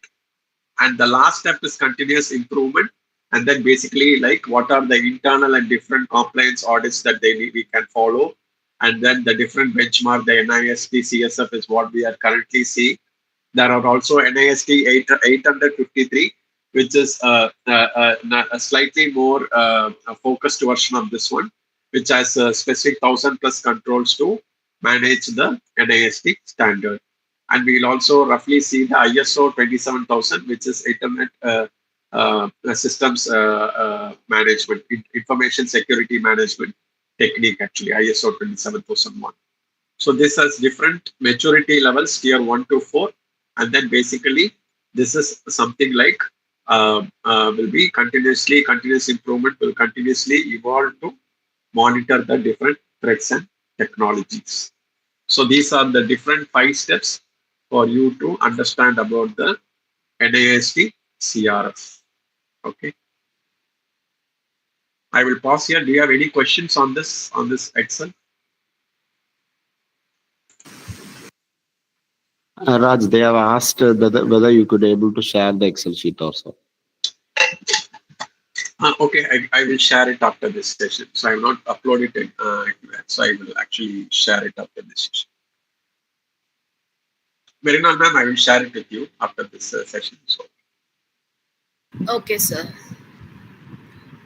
Okay, we are also having the checklist on the ISO 27001, but I will not be going in detail on the steps because it requires at least 2 to 3 hours for me to explain all the steps. So maybe in a separate cybersecurity dedicated session, I can go through this. Okay, but I have explained in detail what is the NIST CSF, how the enterprises are actually broadly using these steps to actually secure their systems.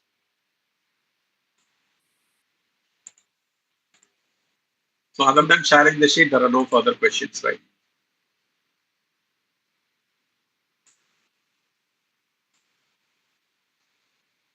Okay, I will share my slides. Okay. To add upon these things, I'd like to add few things. Okay. Why do we require an audit?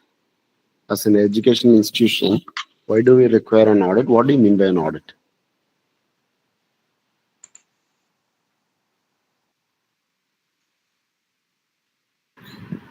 Audit is something that you check to see everything is in place.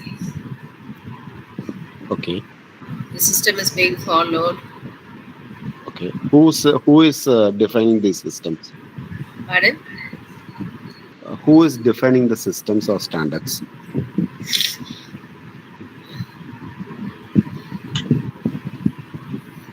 In the institution, it's In the institution level, for example, for the IQAC cell, what are the standards you are following, and how who is the body who is giving authorizing you? The governing body is the first body who addresses everything and who places the system. I mean, who authorizes it. Okay.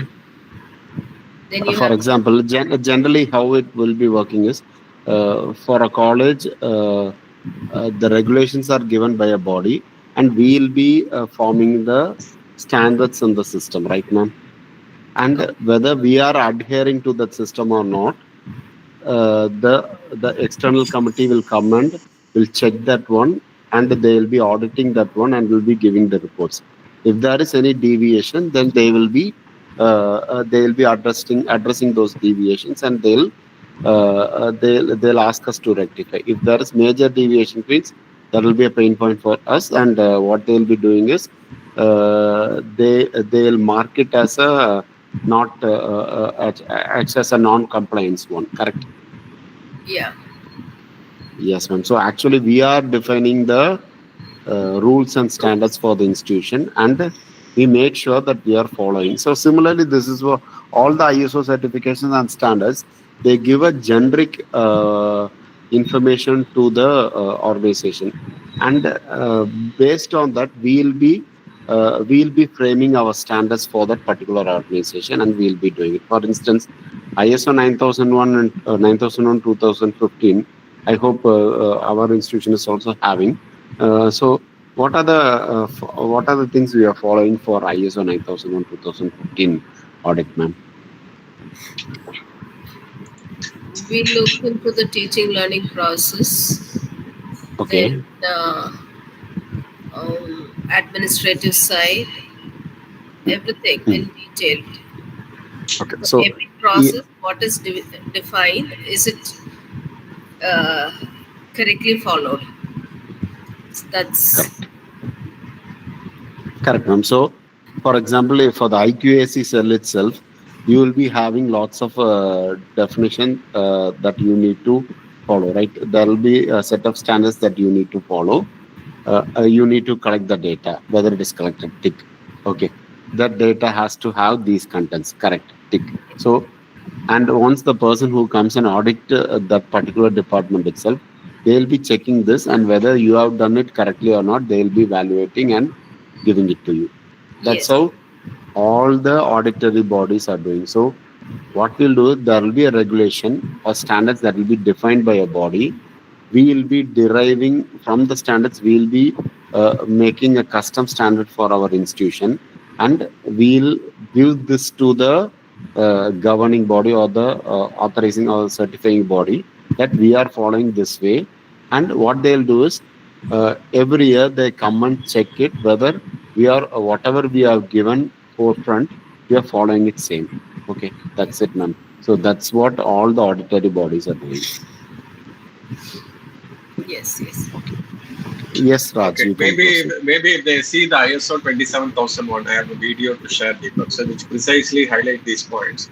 Because Okay. the NIST frameworks are predominantly designed for US actually, so the federal agencies. But the ISO 27000, the Information Security Systems standards, is for all organization, irrespective of size and across the globe actually. Which are Yes. predefined standards, which are mostly it's very difficult to get. It's a resource and also a money-intensive effort. But once an organization is ISO 27007 certified, it means their systems are security protected. As I mentioned, right, based on whether this their servers or they have their or it is their laptop or mobile devices, like all their processes and the data are audited and endorsed actually. So that is one of the reason why most of the SaaS-based companies, right, go for these ISO 27000 certificate. So AWS, Amazon Cloud Services is actually ISO 27000 certified. So there are many organizations, like when they are the data center business, right? So they go for this ISO 27000 certificate because there will be a huge reputation and also financial loss. And they are running this hosting business and their servers are compromised, right? Their downstream clients are also impacted, which can result in billion-dollar financial suit also for them, which is a very risky business. So that's why they will invest in all these processes and certifications. So once you see this video, I think you will get a good idea about it. Yes, to add on to this, as what Raj said, the companies or organizations, whichever organizations or app making companies which gets the data from you, okay, generally it is a personal data or some information from you. These data has to be protected. So to have the complaints over these data, they generally go for the ISO 27001. Okay. Yes, Raj, you can play the video. Thank you. Sure, thanks. What is ISO 27001? As the risks associated with cyber attacks and data breaches continue to increase, information security has become a critical issue for every business. An effective approach should help defend against both external attacks and common internal threats, such as accidental breaches and human error. ISO 27001 is the international standard that provides the specification for an Information Security Management System, or ISMS. This is a systematic approach consisting of people, processes, and technology that helps you protect and manage all your organization's information through risk management. An ISMS, particularly one that conforms to ISO 27001, can help organizations comply with a host of laws, including the high-profile General Data Protection Regulation, commonly referred to as the GDPR, and the Network and Information Systems Regulations, also known as the NIS regulations. ISO 27001 focuses on protecting three key aspects of information: confidentiality, integrity, and availability. Confidentiality means that the information is not available or disclosed to unauthorized people, entities, or processes. Integrity means that the information is complete and accurate and protected from corruption. Availability means that the information is accessible and usable as and when authorized users require it. ISO 27001 is one of the most popular information security standards in the world, with the number of certifications growing by more than 450% in the past 10 years. The standard has been designed to help organizations manage their security practices consistently and cost-effectively. It's technology and vendor neutral and is applicable to all organizations, irrespective of their size, type, or nature. ISO 27001 is the mainstay of the ISO 27000 series, a family of mutually supporting information security standards that together provide a globally recognized framework for best practice information security management. These standards help organizations keep their information assets secure by offering a set of specifications, codes of conduct, and best practice guidelines to ensure strong information security management. Note that ISO 27001 only provides the specification of an effective ISMS. ISO 27002, another standard in the ISO 27000 series, provides the code of conduct, the guidance and best practices that can be used to implement your ISMS. What are the benefits of ISO 27001?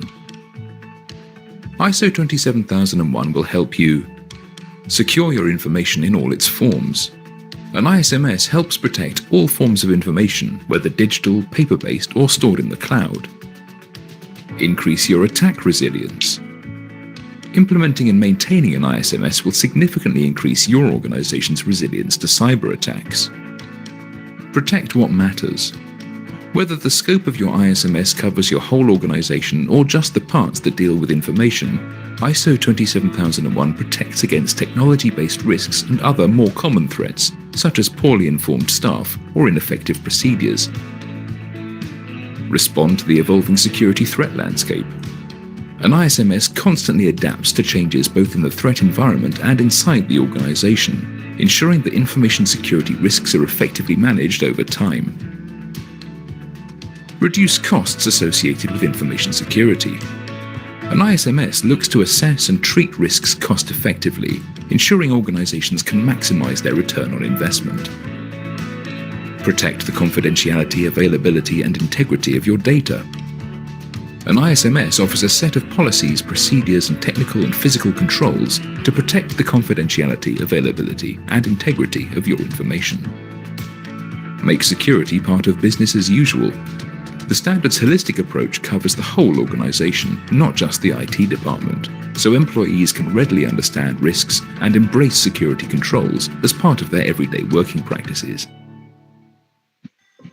ISO 27001 controls. There are 114 controls in Annex A, covering the breadth of information security management, including areas such as physical access control, firewall policies, security staff awareness programs, procedures for monitoring threats, incident management processes, and encryption. The standard requires organizations to compare the measures they have implemented with the Annex A controls.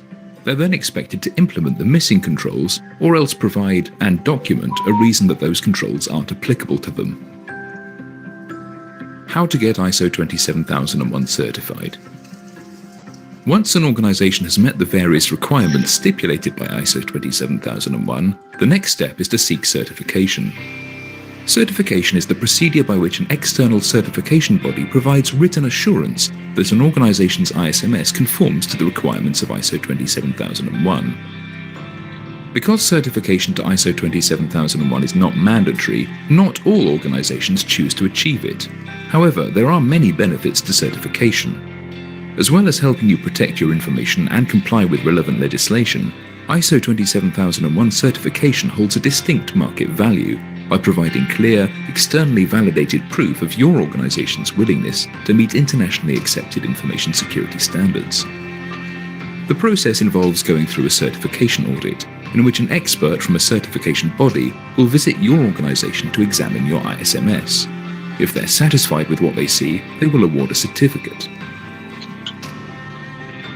For more information about ISO 27001, visit our website. Okay. So do you have any questions on ISO 27001 based on whatever you have seen?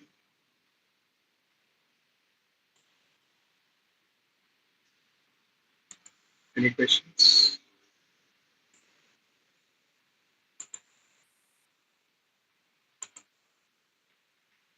Participants, any questions? Okay.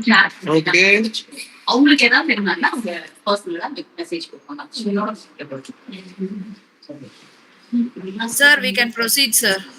Okay. So this is a comparison on the ISO 27000. Kindly mute yourself. Excuse me, sir. Kindly mute yourself. Yes, sir. Please proceed. So basically, this is a quick comparison on the ISC 27000 standard against the NIST CSF. As I mentioned, right, this is basically for the US government. The NIST wallet framework. NIST framework is predominantly used for the US and US federal agencies, but also in the private sector. And this is, and basically, but if you see the applicability of the ISO 27000, it's global and all industries and sizes. Okay. So for ISO 27000, there is a well-defined certification process via accreditation bodies. But for NIST CSF and the other NIST, there is no specific certification process. It's just following a guidelines actually. So there is also structure and all those things. I will not be going in detail. So, but what is recommended by large is the ISO 27000 certifications. If at all you are planning to go as a information security management service provider. Okay. Okay, these are basically on the incident response plan, which we saw in terms of the response step, right? Step 4, where how we are actually defining a well-defined incident response plan, and how is our how we are deducting and analyzing that, and how we come up with a restoration and recovery process. So all these things I have already seen in the Excel sheet. So I will so basically skip these steps.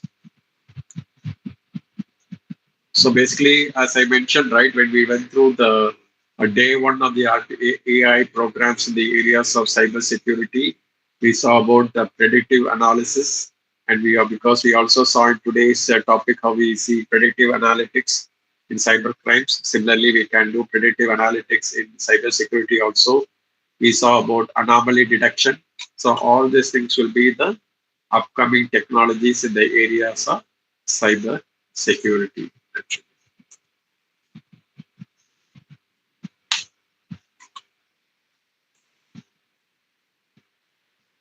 And the blockchain for cyber security is another area where we will be securing the transactions with immutable ledgers using a decentralized mechanism, and also decentralizing the data control. I mean, it's also another way where the cyber security will be using blockchain technology. So the other day we saw about food safety using blockchains. So in cyber security also, there will be scope for blockchain to further protect the integrity of the data.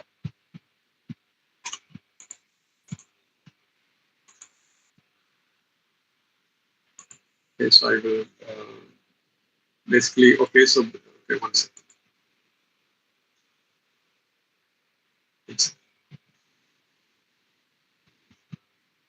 So these things, okay, so basically the international standards and agreements we just saw, there are ISO 27001 NIST standards, CRF and ISO, NIST 853. All these are the different international standards and arrangements available to integrate a regulated cybersecurity framework.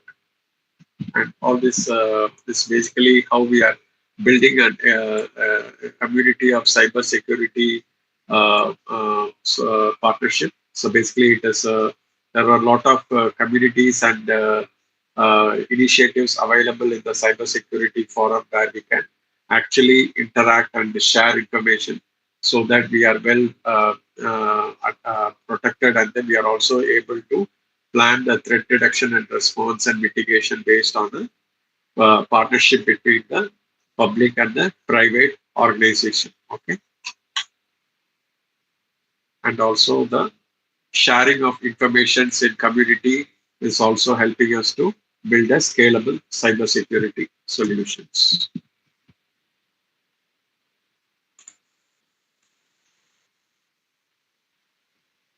Okay, so this slides I will be skipping. So because this more on the recent breaches, so I will be skipping these slides.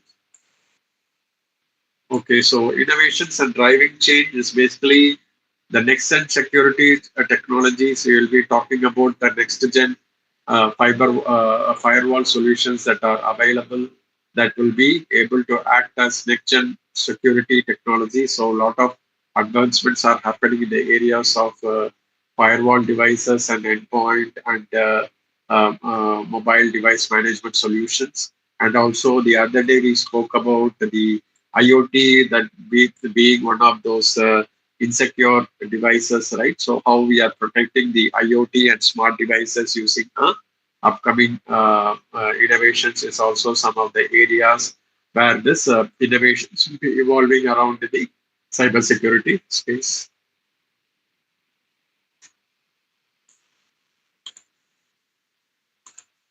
Okay. Okay, so that's all for today, and this is one of the topics we'll be covering as part of the capstone discussion for the next topic. So as of now, we are concluding the discussions. Any questions?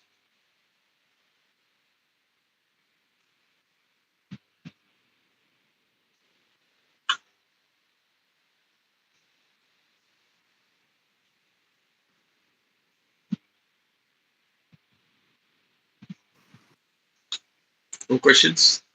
If you have any questions, you can post your questions now. I'm having a small quiz for the previous part that is on the risk management. I'll share you the link now. Okay, so you can fill in the you can take that quiz now. Okay, so I've shared it in the link. You can take the quiz. Okay, once the quiz is done, you just let me know. Let us know. Let see if I can attach the Excel sheet here.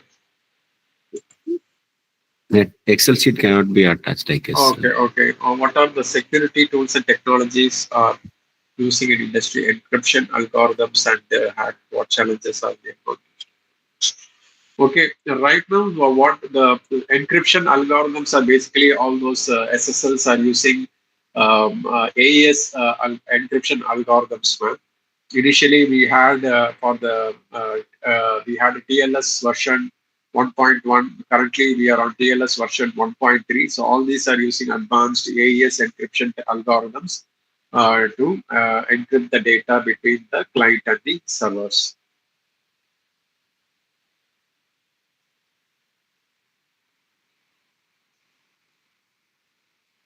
Risk of supply chain vulnerabilities, absolutely. It is also possible because a lot of these supply chain devices are also integrated with the centralized enterprise applications, which can use the NIST cybersecurity framework to protect these supply chain data and the assets actually. So basically, most of these devices uses these kind of IoTs or asset tags, which can be encrypted and protected as part of the NIST CSF framework. Yes, absolutely.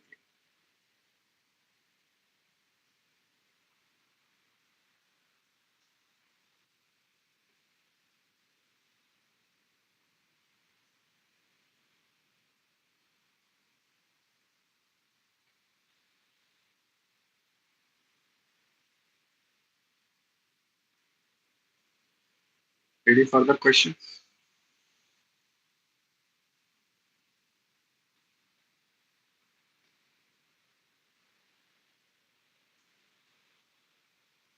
Hopefully, you found this today's session a bit useful and informative to actually to understand the fundamentals of framing a security standard. So I will share the Excel sheet with the Merinal ma'am. So she can in turn dissipate these checklist to the entire team. Yes, I will do that. I'll Okay. mail it to their emails. All right, ma'am. Thank Okay. you. Meanwhile, ma'am, let them take this small Test. quiz. Okay. Okay. Yeah. Test. I have shared it again. Okay. So, do Okay. you want to share the screen, ma'am, For what, sir? for the QR code or something that is required, or this No, link is enough? I think they'll use that link from the chat window. Okay. Okay. Okay, ma'am. Once, just give us a thumbs up once the test is done. Fine, sir. Okay, ma'am. I want almost all of you to take the test. Okay.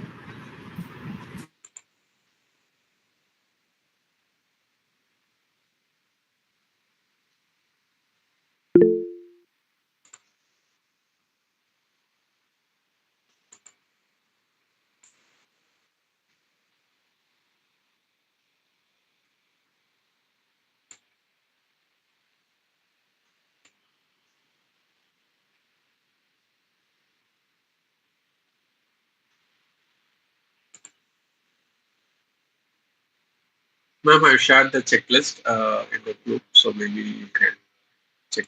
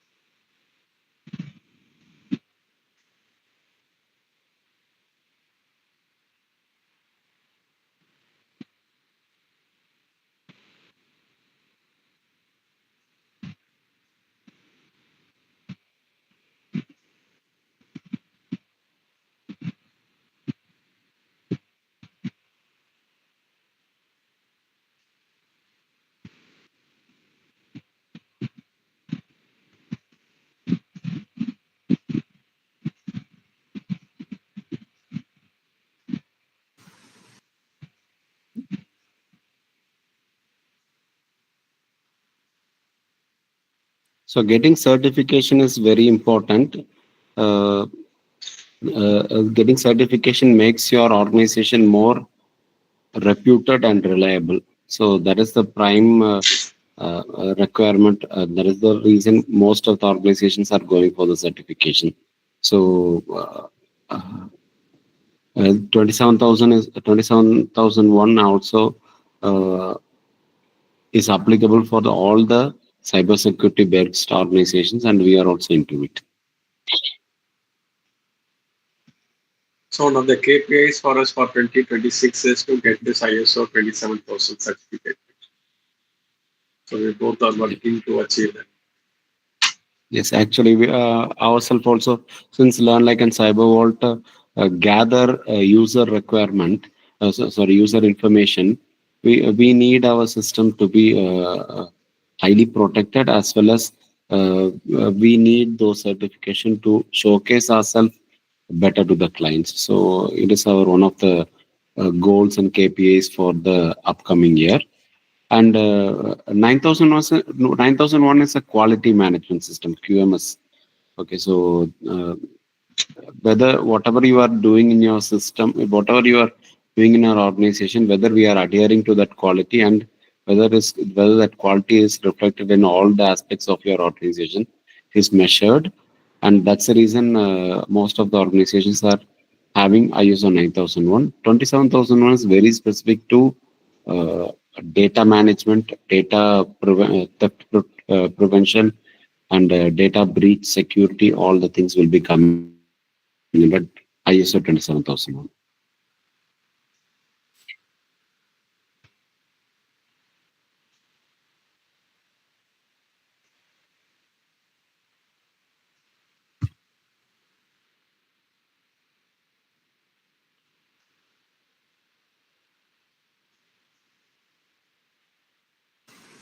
I find only 15 members have taken the test. 1 5.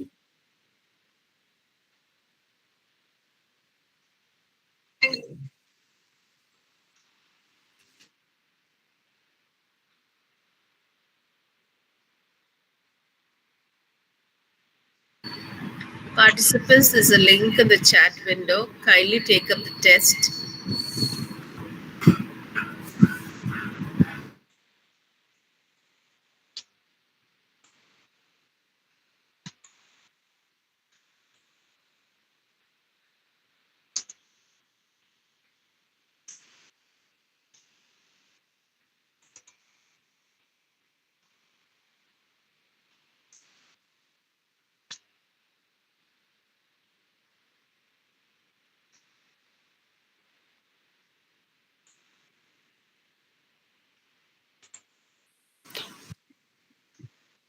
How coincidental. Actually, the certifying body for 27,000 called me now. Okay. Oh, is it? Yes, actually. Oh, The call came from TUV, Rhineland. Okay. oh, okay. Discussing with Well, the. we are just doing a session actually on ISO 27. Okay. So incidentally, they called me now. The call was right now. Okay.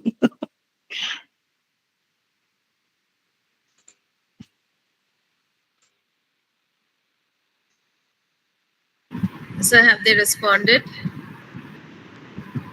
The participants? They're responding, but not completed. Okay.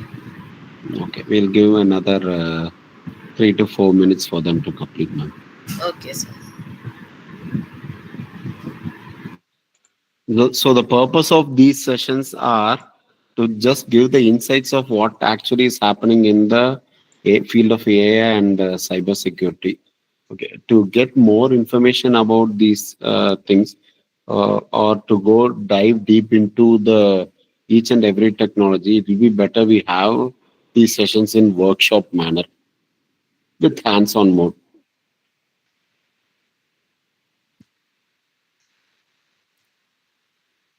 So that will be more useful for you, and we shall consider something like that in the future also.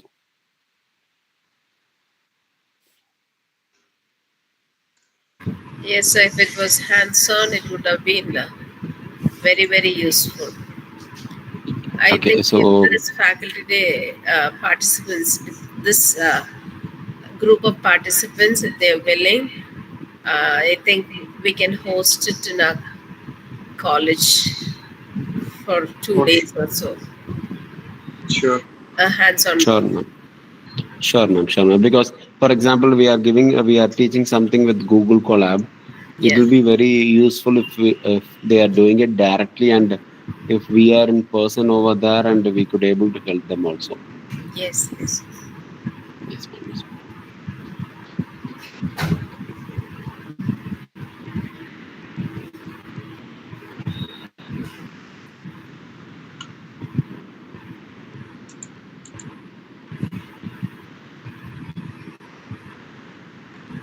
Thank you, Sridevi ma'am, for your feedback.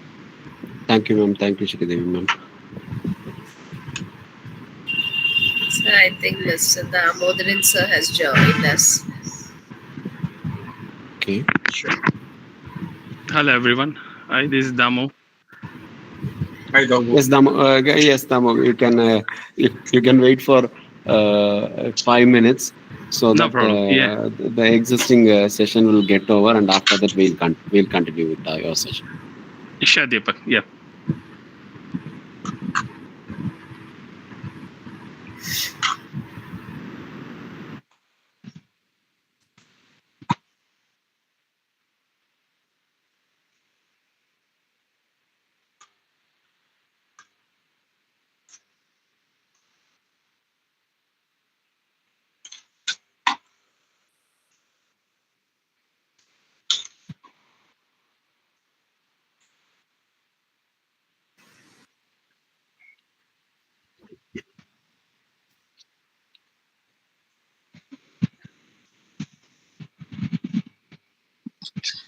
Thank you, Mr. Rajababu sir, for this highly relevant and practical session. Your inputs on cybersecurity policies and resilience frameworks will definitely guide researchers, academicians, and practitioners in strengthening digital systems.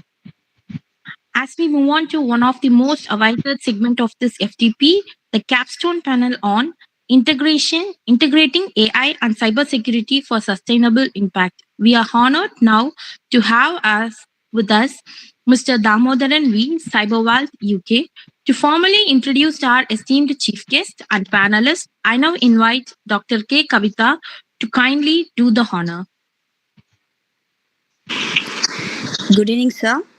It is my proud privilege to introduce our esteemed chief guest for this session, Mr. Damodaran Venkatesan, Director of CyberWault Innovations and Technologies, UK. Mr. Damodaran is an accomplished professional and MBA graduate with a strong background as a cloud engineer and IT business analyst. He brings with him extensive experience across multiple domains, including life science, healthcare, finance, and accounts, where he has driven IT transformation, operational excellence, and business innovation. An entrepreneur leader who is widely recognized as dynamic change agent, leveraging analysis, automation, and collaboration to deliver impactful digital solutions. His expertise spans Azure cloud engineering, data analyst, business strategy, risk management, and continuous improvement. He is also well versed in modern technologies such as Microsoft Azure, AWS Cloud Services, Power BI, Tableau, and Microsoft SQL, combined with project methodologies like Scrum, Agile, Kanban, and PNB based project management. Mr. Damodaran's professional journey reflects his passion for continuous learning, digital innovation, and operational transformation. With his strong skills in communication, negotiation, and stakeholder management, he has consistently bridged the gap between the business needs and technical solutions, ensuring measurable value and sustainable growth. We are truly honored to have him with us today as the chief guest, and we look forward to his valuable insights on integrating AI and cybersecurity for sustainable impact. We welcome you, sir, and the screen is yours, sir. Hello, thank you everyone for giving me this platform to talk to you and especially interacting these highly academic qualified people. I could see 60 plus people join, and I'm audible. I'm sorry to check this with you, bye. Yes, sir, you're audible. Good. Yeah. Thank you for confirming this, and thank you for the short brief about me. That's really excited, to talk to you very much in terms of this week program. And we are at the final stage of this, program, concluding this FDP today. I'm happy to join with you people here. I would like to bring up my screen and confirm. Would you able to see that one now? Let me.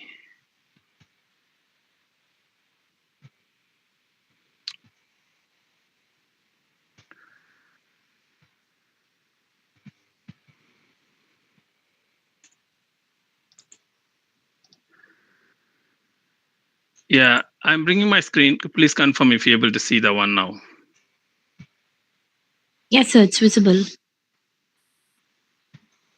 Brilliant. Thank you.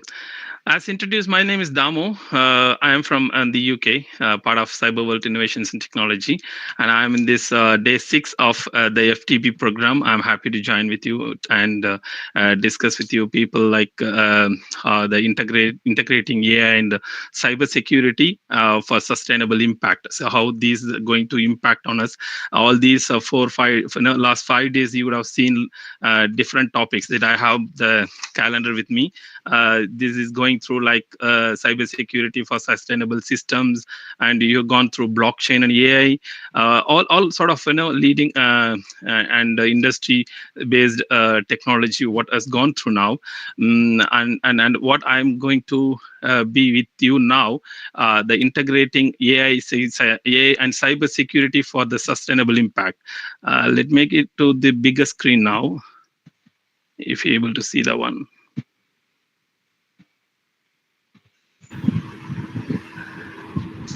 Am I in the presentation mode now? No, sir. Nope. Okay. Let me try my best.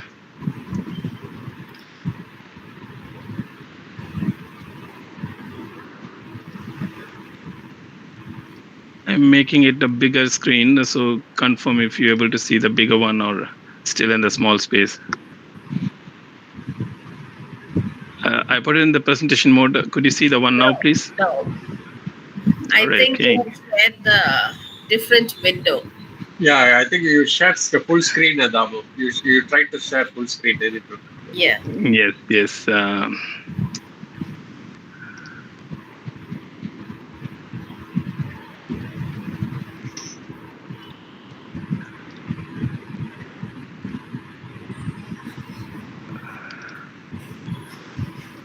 Is that visible now to people? Yeah. Yeah, it's visible. Or is any latency in the system? No. Yes, it is It's visible. okay. All right. Yeah, that's great. Good to see that. Really, I have a short presentation for you today because it's a validity session now followed by this one, and this session is going to be like I'm going to discuss in a short note about the integrating AI in cybersecurity for the sustainable impact, and I planned for a couple of small ethical, the cyber threat and a special as well as a kind another game for you, a kind of group activity for you, but it depends. Like I push that activity at the end of this session towards the question and answer session. If time permits, we'll do that because I prepare that one similar to what you had in the last couple of days. So it won't be make big difference, but if you're really interested, then we'll do that one at the end of the session. Yeah. So get into the subject now, the integrating AI and cybersecurity for sustainable impact. So what we have seen all this way, how this is going to benefit, last sessions, but this is the one which we are going to see about the impact. So the impact of either way, like it is going to make a positive impact as well as the negative impacts. So what it talks about the integration here is actually the combined way of AI and the cybersecurity in today's rapidly evolving digital landscape is that something like unavoidable or inevitable, what we could say. It's very important and to face the complex changes. Yeah, especially this presentation explores how organizations can harness these powerful technologies while ensuring sustainable practices that benefits both business and society. When we talk about technology, obviously we need to talk about the society and the environment as well. This is where the impact highlights in this particular session, how this is going to the leading technologies like AI and cybersecurity that is growing rapidly in these days, how these are going to impact positive as well as negative ways in the society, environment, as well as the business. Yeah. So quickly going through the positive impacts. So the threats detection and preventions. Yeah, this is something like positive coming front. AI can analyze massive amount of data quickly, spotting suspicious patterns or anomalies, which you read through the cybersecurity module in the previous sessions, right? That humans Sorry, might miss Damu, out. are you sharing? Sorry, Damu, sorry to interrupt. Are you sharing the next slide because we are only saying the slide one? I am in the first slide now. I'm just walking okay, a bit elaborate of the first slide. When I switch it to slides, I just call it now and then. Okay. Yeah. I'm audible. I'm sorry. Hello. Yes, sir. All right. Yeah. Okay. Yeah. So I'm quickly briefing about what are the sustainable impact on a positive and negative sides. So just quickly walk through some points from my thought process and then to share it with you and then just for your food for thought. So for example, on the threat detections format is like example, what I could say like a dark trace uses AI, to detect unusual network behavior. So this is something one of kind of example, but there are plenty available in the market as well. And then in fact, your cybersecurity and AI team could do something in the academic side as well. Yeah. When I come to the positive points, like the impact of the positive side is that the faster incident response. That is where the combined way of artificial intelligence and cybersecurity does it. Okay. So this is AI driven system can respond to the cyber attacks in seconds. That is what now it needed in the market. Those who can find it in no time. That is what we could say. Yeah. For example, Microsoft, right? Microsoft Defender ATP, that is their advanced threat protection system, is does it like in in minutes. Like they're not taking time to quickly, identify their threats. These are the positive impacts that I just call it some of the negatives with this particular topic of sustainable impact. So sometimes, the negative impacts reads like, hackers. That is the one main threat. Um, Hackers also use the AI to create more sophisticated attacks. So as and when the technology grows, the other way, the negative side also parallelly is growing. That is where the company is now investing huge to protect their own systems. Uh, for example, like in recent days that we would have heard about, like AI generated voice phishing. Yeah, people like calling like company CEO or higher officials to get some data. So this is a kind of a negative side of the sustainable impact at this point in time. And I could call a couple of things like a biased and blind spot. For example, the system which is applicable in the US market is not possible in the Asian market, right? So there will be kind of blind spots with that negative side of this sustainable impact when we combine artificial intelligence with the cyber security. Yeah. The other negative aspect which we know about the cost. Yeah, how much we implement or deploy cybersecurity space in our environment cost really huge money. So that is where this high we are talking about the cybersecurity and artificial intelligence sustainable impact. So I move on to the next slide. So this is about the paradox. Yeah, this is something like proposition or contradiction of the cybersecurity with combined with the AI. How these AI and cybersecurity, contradictions are coming up in the present years. Yeah. So there's one thing Accenture coined as accelerated innovation versus security risk. Yeah. So AI accelerates innovations, but also empowers cyber attackers to bypass legacy defenses and at unprecedented speed at scale. So the legacy defenses that we know that people use their old technologies, they're not upgraded to the speed of the market. This is one of the cybersecurity threat which Accenture coined in 2025. Moving on to the next point here, the concerning security gap. So what are the security gaps that we know in present scenario when you're working in a cybersecurity? See every day that there are some sort of breaches and kind of attacks happening, any part of this world. So when we come to this one, that there are only 36% of tech leaders, like companies, organizations, or education institutions like yours, feel their security capabilities keep pace with AI threats. Only 36% awareness created with the leadership team. 90% of companies, the lack of maturity, so their mindset is still not to the market level or up to the standard. Yeah.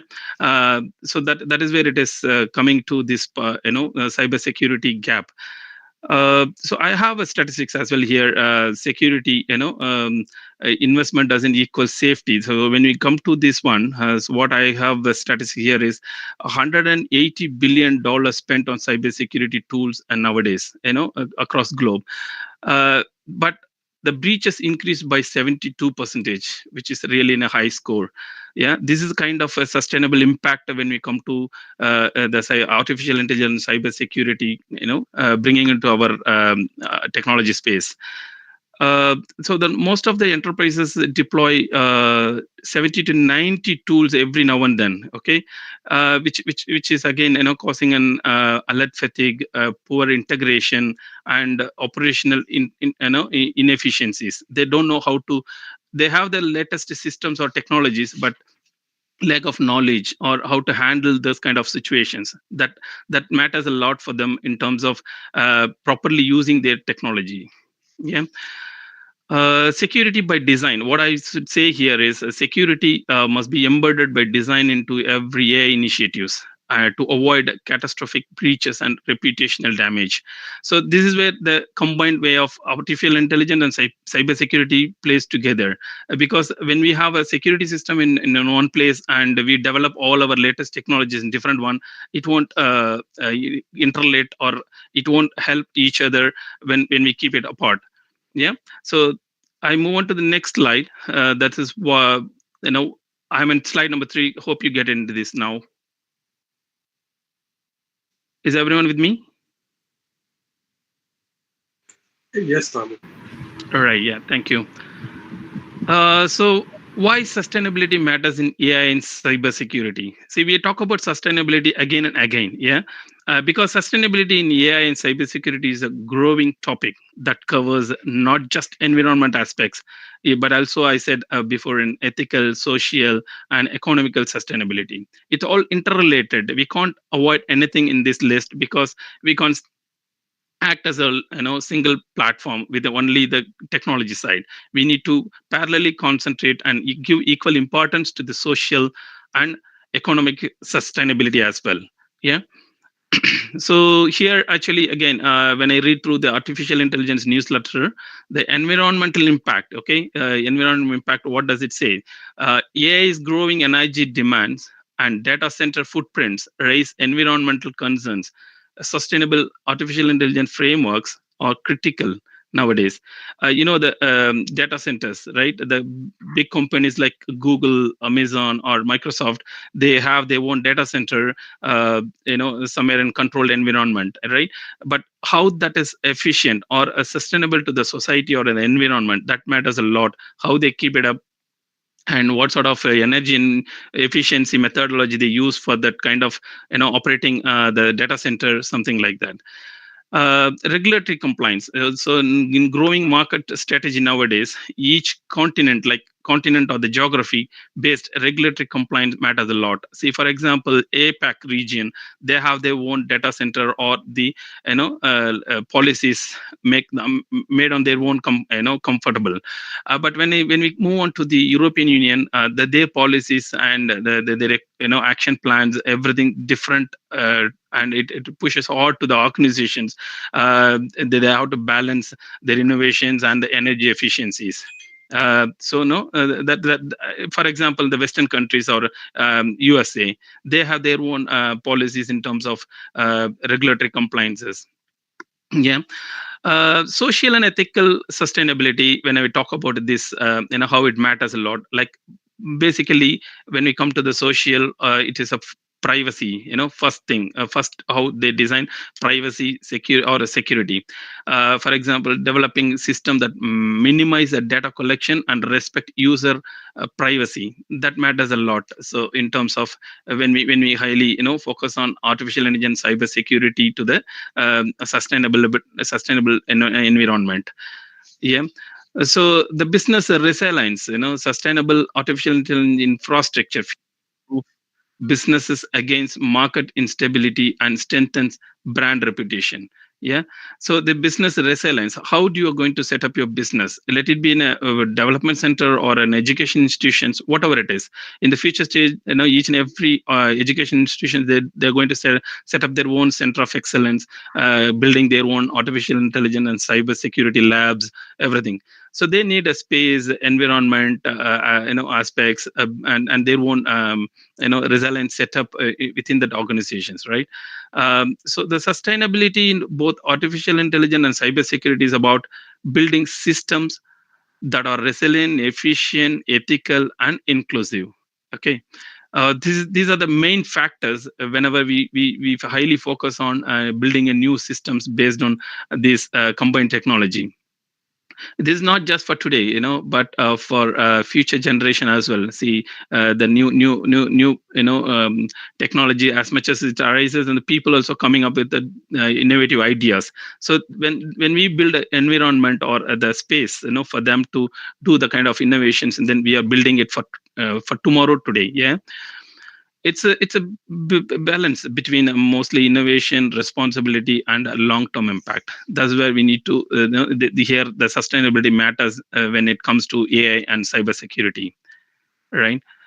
I switch to the next slide here. These two couple of slides here for the activity which I planned for it. But ideally, you would have had this one and the previous sessions, like cyber threat simulations and a cyber policy hackathon. Yeah, we do this one pretty later or towards this end of the session. So I move on to the next slide here, which is integrating AI in security. Sorry, as AI and cyber security, which is strategic recommendations, how that we could, prevent or safely taken care with this kind of combined technology. How do we integrate these two, right? I'm into this slide number 4. Is that okay? Integrating AI and cyber security. Yes, sir. There are 3 main pillars in integrating AI and cybersecurity. So these are inevitable and they are very, very mandatory, I would say, because either of these, if you miss that, then definitely you will not fulfill what you are really planning to set up your own, AI labs or whatever it is. Yeah. So what are these 3 main pillars? Are unified security, workforce development, sustainable infrastructure. Yeah. So what does that unified security mean here? It means here, okay. The unified security in the context of AI and cyber security refers to an integrated approach that combines multiple security measures. For example, it is kind of measures, tools, and technologies. For example, you'll have the development center in one place. For example, the technology companies, you'll have a development center in one place and their cloud space in somewhere else, or their cyber security outsourced or their own in-house cyber security in different place. So when we have different or different locations or distinct level of these security systems, it costs them more, as well as it is difficult to integrate it. So we need to have a unified platform or unified way of doing these securities together. Yeah. This is more of an often across the different domains. For example, network and endpoint or cloud identity, as I said, and the data security. So you need to unify. You need to have an unified security to combine all these. For an efficient result. These are to cohesive or centralized system. What I say, yeah, that is what it literally mean here. Unified security. So this model is increasingly when you have the unified security, which is increasingly important in environment where AI is both a tool as well as a threat. When you use as a tool that will give a fruitful result or whatever the desired result, when it comes to a threat, you can quickly respond. That's a rapid response you can give it towards that threat when you have unified security. Yeah. The second pillar here stands for the workforce. Yeah. I'm sorry about that. Yeah. The workforce is actually, the companies are nowadays investing huge money to develop their workforce, not hiring, high skilled people from outside. Moreover, they are using very, very sustainable way of developing in-house people. So that is one way to save their cost as well. Yeah. The talent pool is nowadays very, demand in the market when we come to this, top-notch technologies and AI, cybersecurity. But whereas the in-house resources, cross-skilled people, like academic people, now you're taking training for this, latest technology, so that you can teach your people. So that is how you're not hiring people from outside. Is that right? So for this kind of technologies aspect.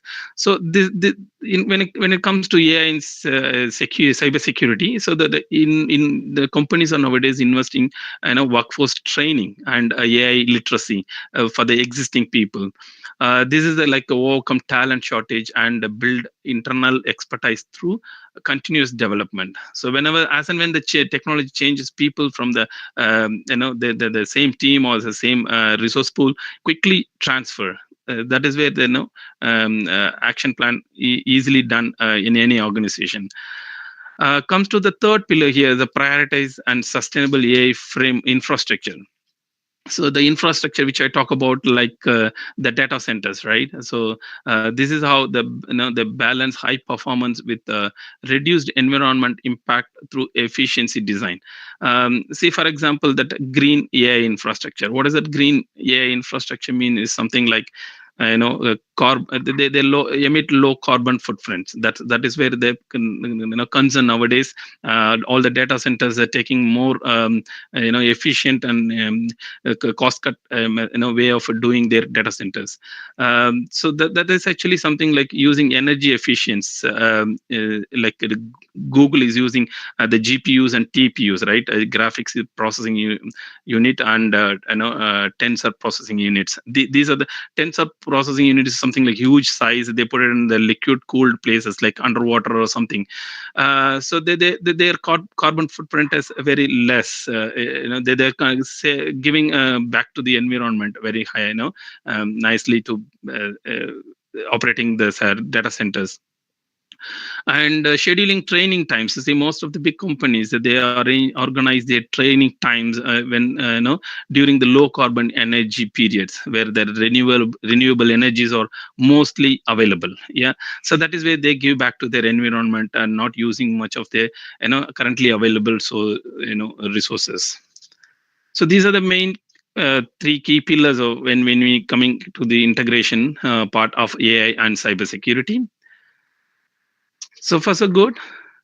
How do you people feel like?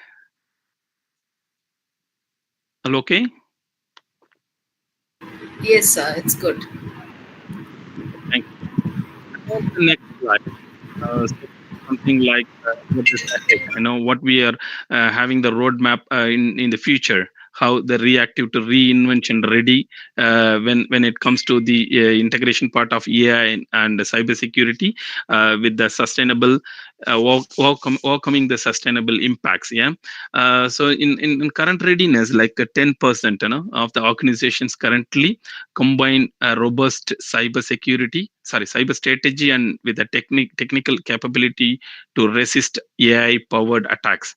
So all right that the cyber threats are highly risk for any business, but having the risk at the present scenario, only 10% of the organizations are ready to tackle whatever is coming to their business or data, whatever it is. Yeah. And the risk reduction is 69 percentage, moving to the reinvention ready zone, reduce risk of advanced attacks by only 69 percentage. These are small statistics for your information. And 1.5 times they are successful in terms of reinvention ready threats at handling.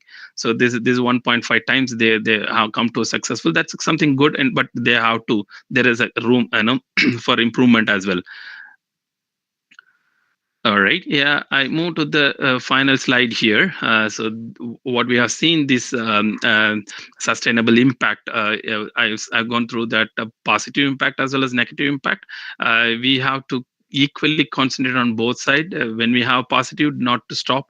We need to equally focus on the negative impact, how to reduce it. Otherwise, that is actually a lurking variable when it comes to the later period, a certain time after that, it will definitely hit back the business. So that is how is we have gone through this sustainable impact when we integrate both artificial intelligence and cybersecurity together. So what is here to call for action? Yeah. So the call for action is empower your organization today using simulation is something like participate in AI driven cyber threat simulations to sharpen your team's response and capability, because training is one way, giving a knowledge or getting knowledge of to handle the cyber attacks, but working on the simulation model, it is another way of getting a real time applications or a practical knowledge, yeah, to handle kind of a risk situation. and shape up the policies. Companies across the world right now is investing huge in terms of shaping up their own policy, accommodating globally. Yeah, I said like European Union, they have their own policy. APEC region, they have their policy. When it comes to the developed countries, they have their own policies, which is not equally acceptable or is readily usable. So the shape of the policies here join AI cyber policy hackathons to develop governance frameworks that safeguard innovation and society. So this has to be keep on top of the priority list, like how the environment and society can be included in the policy making process. Yeah, that is more important. So the commit to the sustainability, that is why we are talking about how the sustainability impact into this combined technology.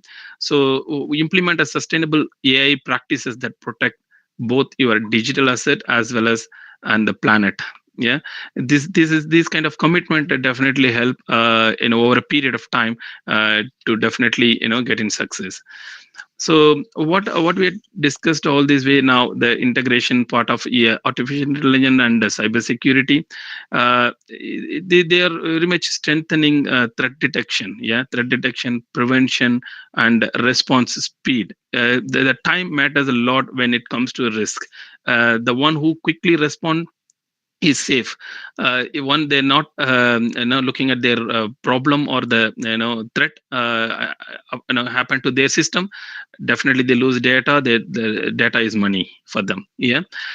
This is not only just a quick response speed, but also brings risk like AI powered attacks and system biases. So nowadays, both defenders is something like an organization or institution, some governing body or operating body, and attackers are something like hackers. They are raising the leverages of AI. So both of them equally using either negative side or the positive side.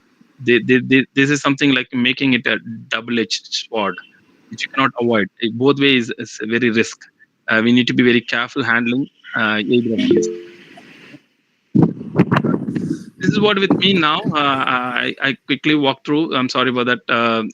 Due to time constraint, I gone through these slides, and so with this, in with this sustainable impact, part, like together, we can build a secure, resilient, and sustainable AI-powered future, either as an education institution or an organization, wherever the students going future. They should keep these points in mind and apply wherever it's possible. That is what is going to get a fruitful result in the future. Right. I move on to I hand over the session to Deepak. If any questions with this session or all the 4, 5, 6 days together, any questions, we are open to take it now. So thank you so much, sir. Marinal ma'am, Rajalakshmi ma'am. Yeah, good evening, sir. Good evening, ma'am. Actually, sir, what we shall do is we shall have a panel discussion after 10 minutes. Okay. So it has yes, sir. Yes, sir. We'll do that. I have a doubt. So thanks for your session, Damodaran, sir. Okay. Yeah. So it was really very nice. As you concluded, so it is a two-edged sword you mentioned, right? So how to make it more compatible, how this AI innovation can be made more compatible across all fields, sir? How is it possible? I'm sorry, all fields, what does it mean that all fields? Not only educational, not only in education, okay, but also in agriculture or smart city, in everywhere. So you see, and you also have one more question in the chat box also. Oh, okay, yeah, I'll take that in the chat box 1 minute. So how do we do that, sir? Very well. No, that's actually a brilliant one. See, all fields, which you mean, like that is what we are talking about. You gone through healthcare sector in the previous session, like day 3 or something, and yes, you've gone through the agro industry as well, right? So this is something like a very trending technology as well as a highly growing technology. Nowadays, people are going in artificial intelligence anything else. Like they're going through it. So they're trying to apply it, right? How to get the data secured from the industry and protect with the customer information as well as not breaching their data across. So what are the technology you're going to deploy to prevent all these data breach or something like that? So I said that hackers, the attackers as well as the AI professional, they are rapidly growing equal. Even attackers, they develop their own in latest technology to intrude your systems or pull up your data, whatever it is. So the thing is, all fields, including educations. Sorry. Yeah. So including educations, how you protect is like what are the systems you deploy, how efficient your team players are there about it. Yeah. So I said like the team players should get a knowledge and rapid action whenever they find a risk, right? Yes, sir. Okay. Yes, sir. Am I audible? Dom, I'll add to it. Okay. Yes, please. For Feel free to add.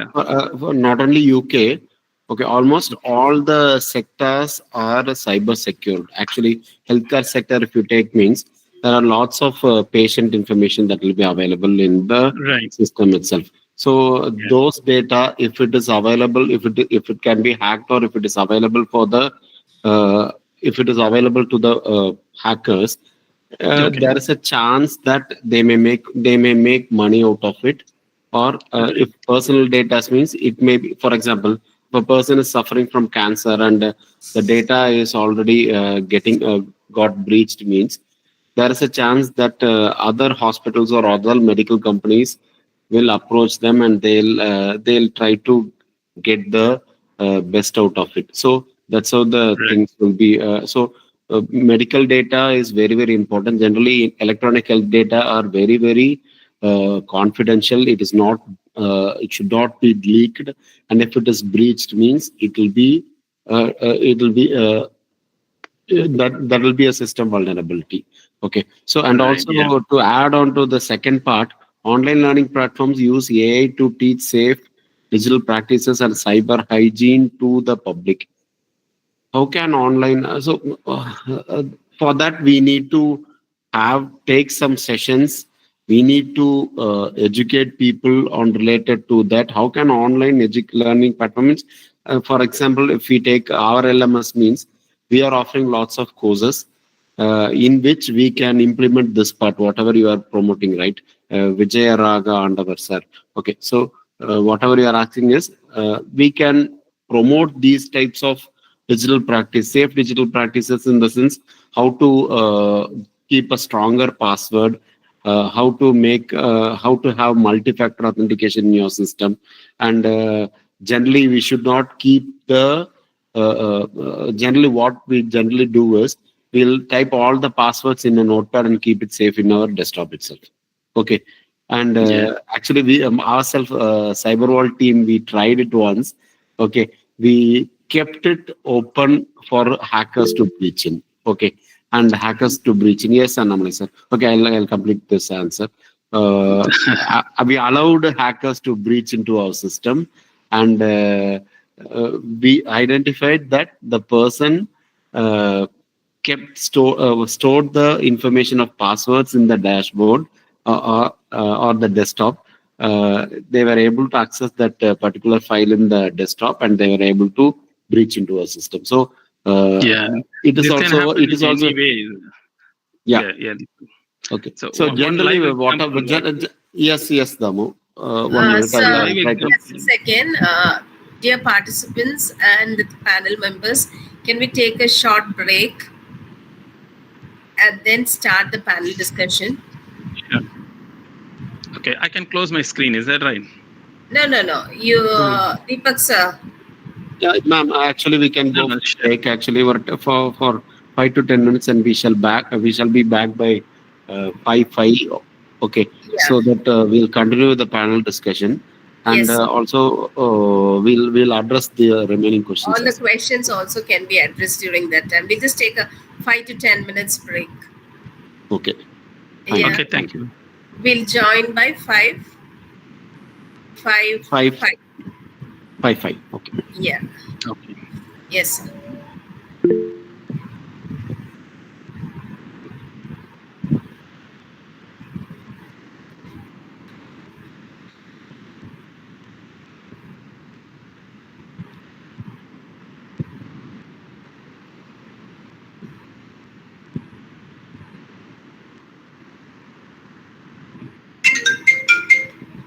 Hello,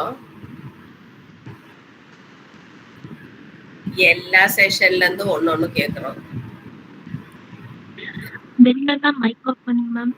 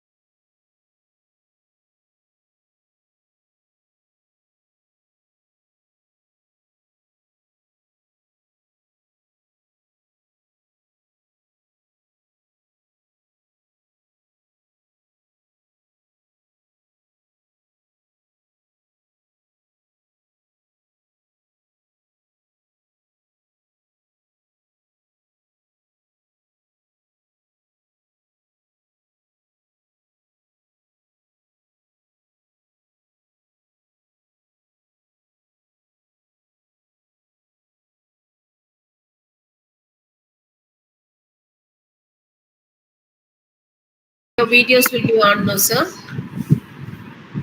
Do we need to on the videos? Yes. Okay, fine. Yeah. We are on.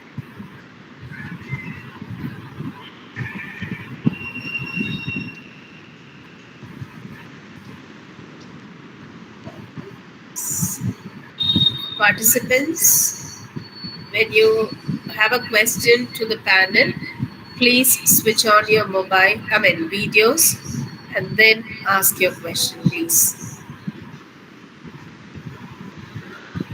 Bernal ma'am, may I? Yes, ma'am. Oh, good evening to all. Good So, evening, ma'am. I have one question.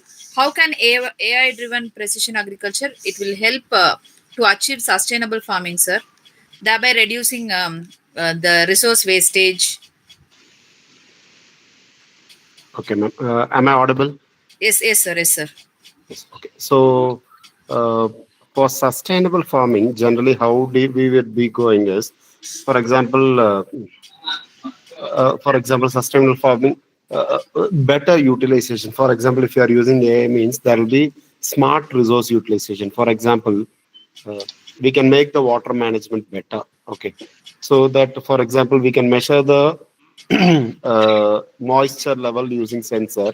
For example, if you are using drip irrigation, means what we shall do is we'll be able to get the we can reduce the water percentage by 40%. So that we'll be using better water management. Fertilizer optimization can also be done. This is one part of sustainable farming. And another part we can look into is we can look into the crop health monitoring. Okay, so crop Yes, sir. health I was monitoring in the wanting to sense ask how that. to how whether the with the help of computer vision and other things, we'll be able to we will be able to measure the crop's health, as well as the pest control also we'll be able to Detect do it. And yes, sir, yes. AI, one of the greater advantage of using AI is we can able to predict the yield. Okay, to predict the yield. For example, uh, this much sector of crop has been put, this much amount of yield is expected. And based on the historical data, for example, climatic condition, soil condition, and other current crop health condition, we'll be able to predict. For this condition, what we shall do is we'll be able to use machine learning and other things also. And one important thing is by using these things, we can reduce carbon footprint. Okay, so AI means we can reduce the usage of tractor and other things. We can able to look into other parts also. For example, data-driven farming is also possible. Greenhouse gases emissions can be reduced. Other things also. So land usage also. With minimal land usage, we'll be able to get the best out of the land. So, for all these things, we need data, and all these data can be put into AI and can be used for this purpose, ma'am. Same, sir. Again, sorry. Regarding the toxicity testing, also this can be done, sir. So, if how much Is of it fair, ma'am? regarding the fertilizer, chemical fertilizer that is being Is it okay, ma'am? Pesticides. soil, as man, that can that be predicted, sir? The residuals now, how that can be reduced, so that it is not affecting the crop yield, and those things can be monitored. Yes, ma'am. Actually, to add on to Deepak's explanations, there's a company in Singapore. They manage this crop production system from seed to shelf, starting from seed to shelving their product in the marketing area, right?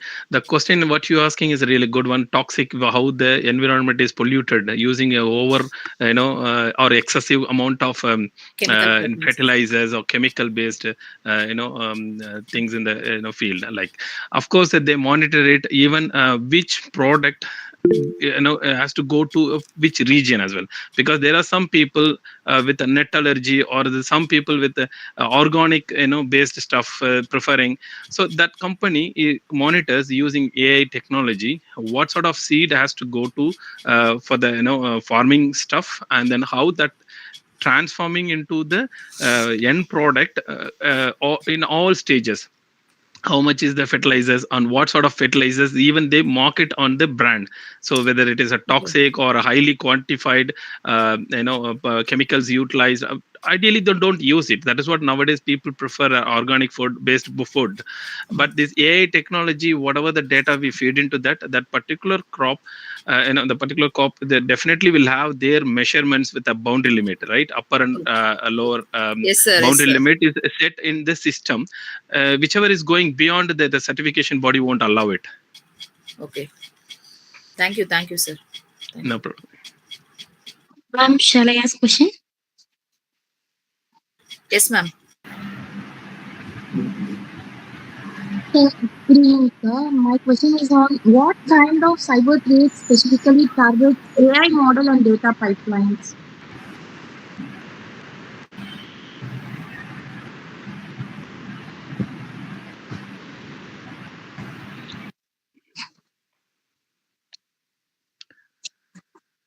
Sorry, Deepak, will take this question. What kind of cyber model? Sorry, could you reframe the question, please? What kind of cyber threats, sir? It's cyber threats, sir. Yes, sir. It's a cyber threat question. Okay. What Okay. kind of cyber threats will be specifically target AI models and the data pipelines, sir?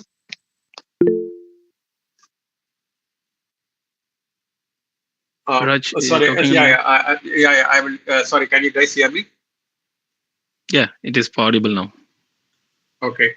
Okay. Thanks, Janaranjani ma'am. So basically, right, AI models depends on data, and so it means the data samples, right?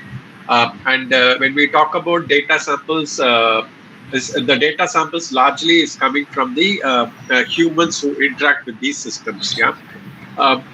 So basically, what happens is that, right? So these data samples largely are actually kept as part of the data set to train these AI models. Largely, right, what happens is that, right, these data models are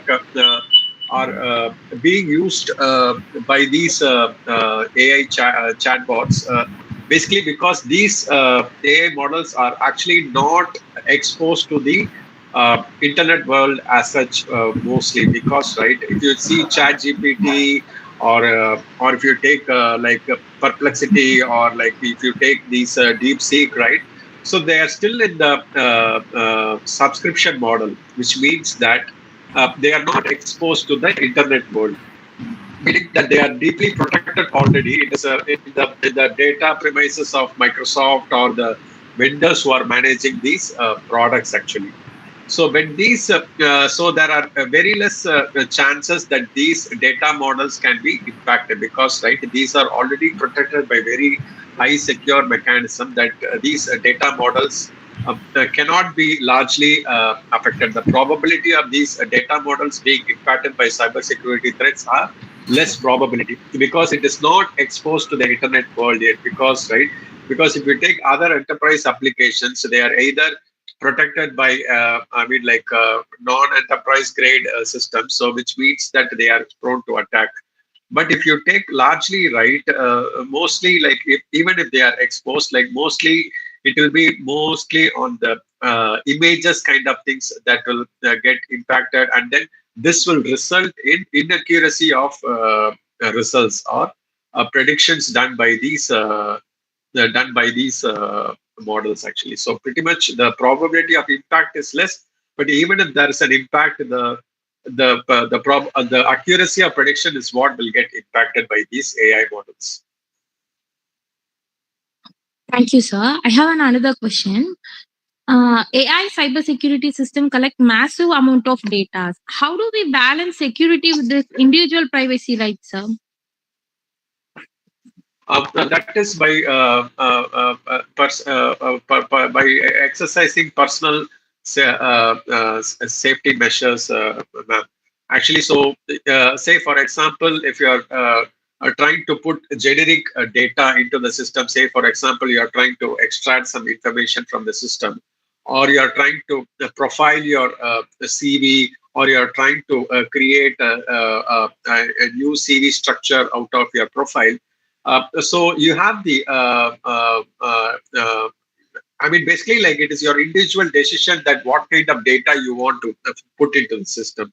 So basically, it is by exercising personal caution and discretion is how you can protect privacy, and you don't put very sensitive data or highly restricted corporate informations into the model. So that is actually not recommended.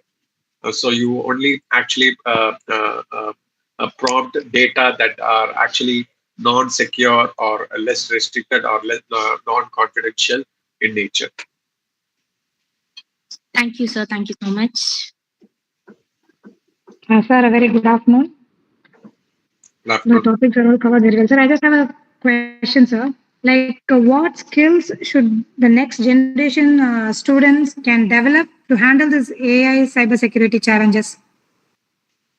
Okay, for this, for this I'll try to answer. Okay, so Yes, sir, generally the students now are end users actually. Whatever products or AI that is available, they are using it for their purpose. So here the skill requirement is multidisciplinary skill requirement is the one which is demanded from the industry. For example, a full stack development, for example, a boy or a girl is very good in developing mobile application or web application. They need to consider they should be having the potential to know what cybersecurity is all about. Okay, so cybersecurity, how to whether they are whatever applications they are building, whether they are threat proof and whether they are vulnerable or not, that also they should be they should be knowing. And all the applications nowadays are coming with some AI features. So they need to know what AI features is about. Okay, how to implement the AI features into their existing application. So they have to be multidisciplined. For example, they are building something relevant to financial application or something related to financial transaction. They should be good in blockchain as well. How the ledger technology is working, how the transactions are tracked, how it is stored in the database, and so they require multidisciplinary skill. Apart from that, they should be having a very good communication skill as well. Okay, so this is a prerequisite for all the students. So they need to work on more than one skill to get into an organization. Have I answered your question, ma'am? Yes, sir. Yes, sir. Yes, sir. Yeah. And I have another question, sir, related to science. Like, when we talk about a biotech, like, or science field, so what sustainable practices we can, as an organization, we adopt to reduce the carbon footprint, which we majorly focus on at present scenario, sir. When we write a proposal here, we have been targeted with carbon footprint. So, in that case, what could you suggest for as an AI-based security system, sir?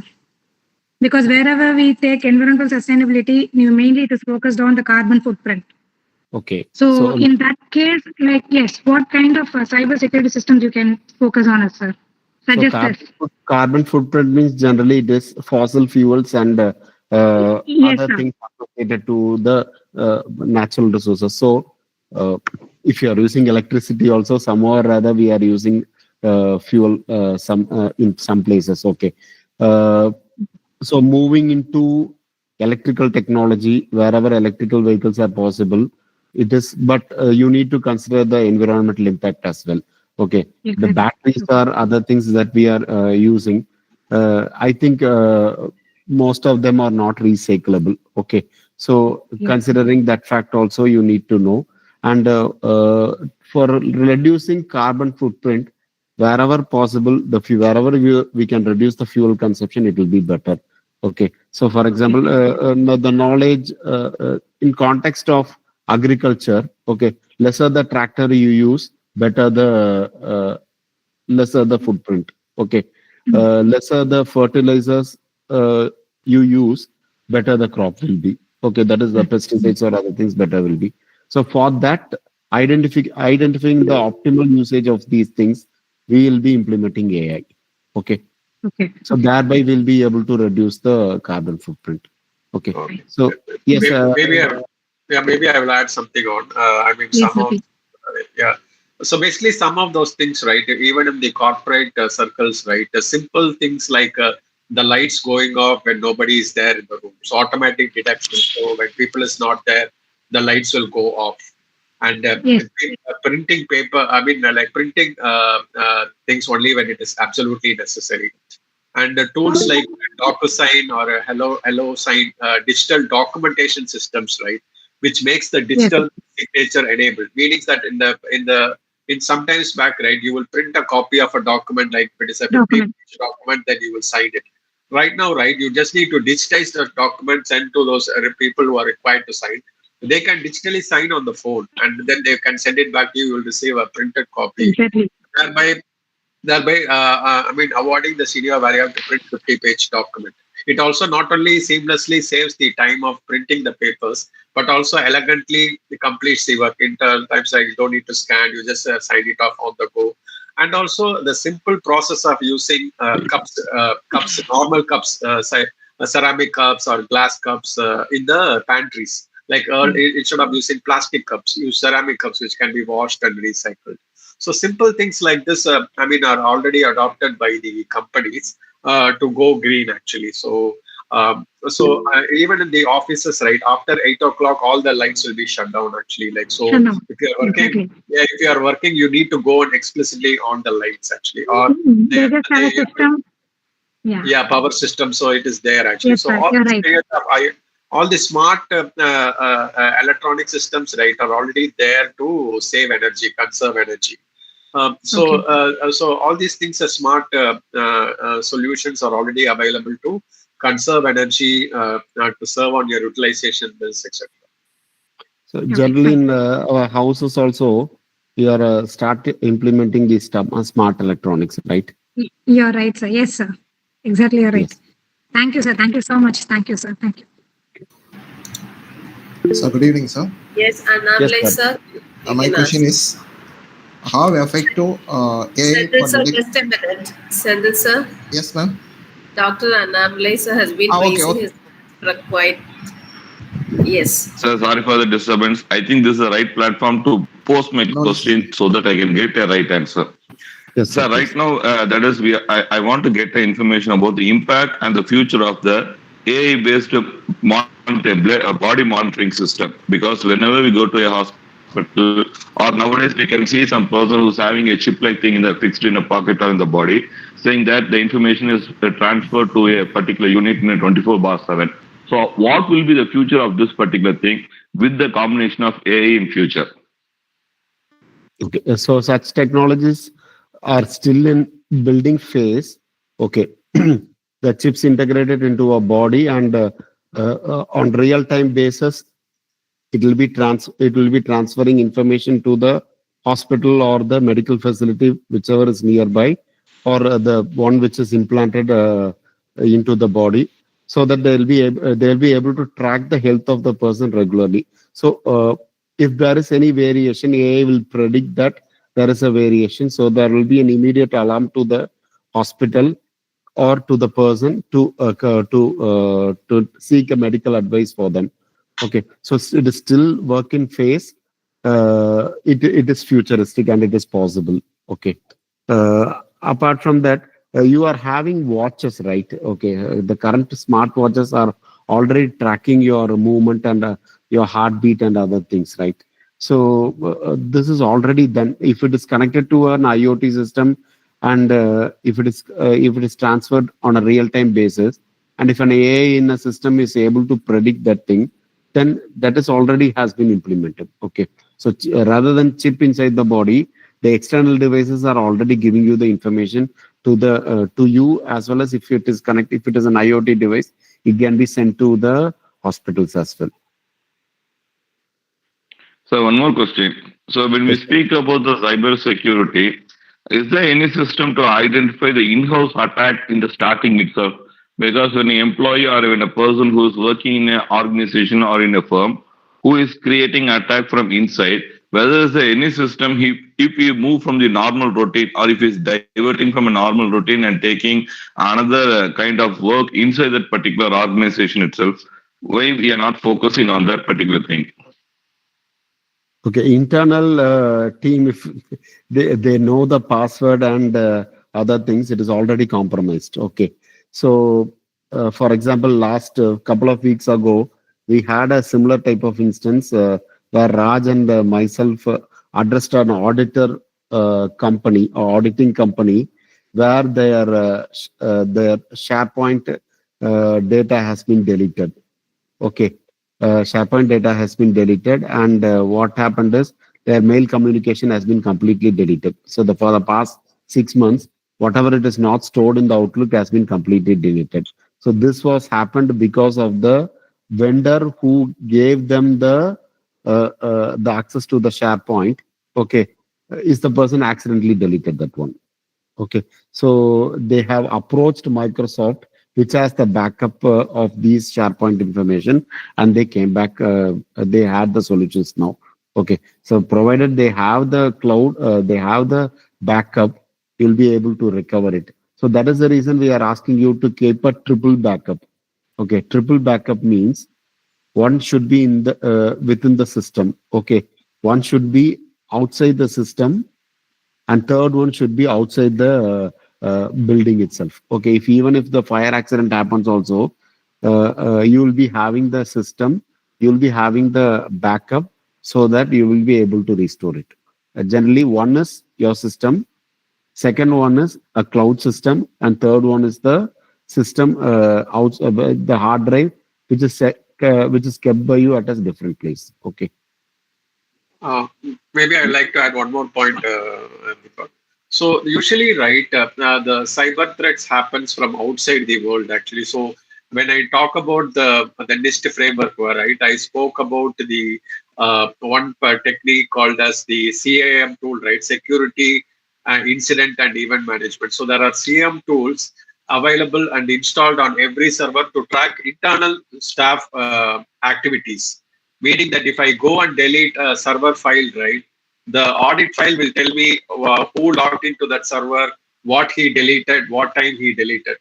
So that's why, right? So if there is any incident, such an incidents happening, the administrator or the network team can immediately find out who has caused it. So that's why people within an organization dare not do that kind of activities. I mean, like if they deliberately want to do it, they won't do it because they will get caught actually. If they do it unintentionally, it's a different story. They have to explain to the management. But I mean, like tools are available to monitor all the staff activities internal to the network. So people wouldn't do that because they know it's been audited. Yes, if that happens, means obviously they'll be in big trouble. They will be caught immediately. They'll be in big trouble. So the first file they will go and check is the audit file. There will be records of what I did, who did, everything will be recorded. So they will be immediately caught. Yes, the incident which we also addressed was that person was accidentally deleted that one. Okay, so he didn't do it on an incident basis. Okay, log will be tracked. Thank you. Okay. We hope we were able to answer your question. Yes.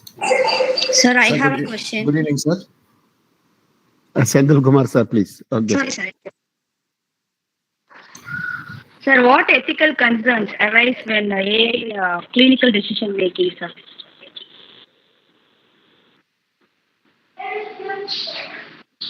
Sir, can you hear me? Yes, ma'am. Okay. Ethical concerns arise when AI in clinical decision making. Okay. For example, in clinical decision making, ethical concerns. For example, the patient's information should not be revealed to anyone.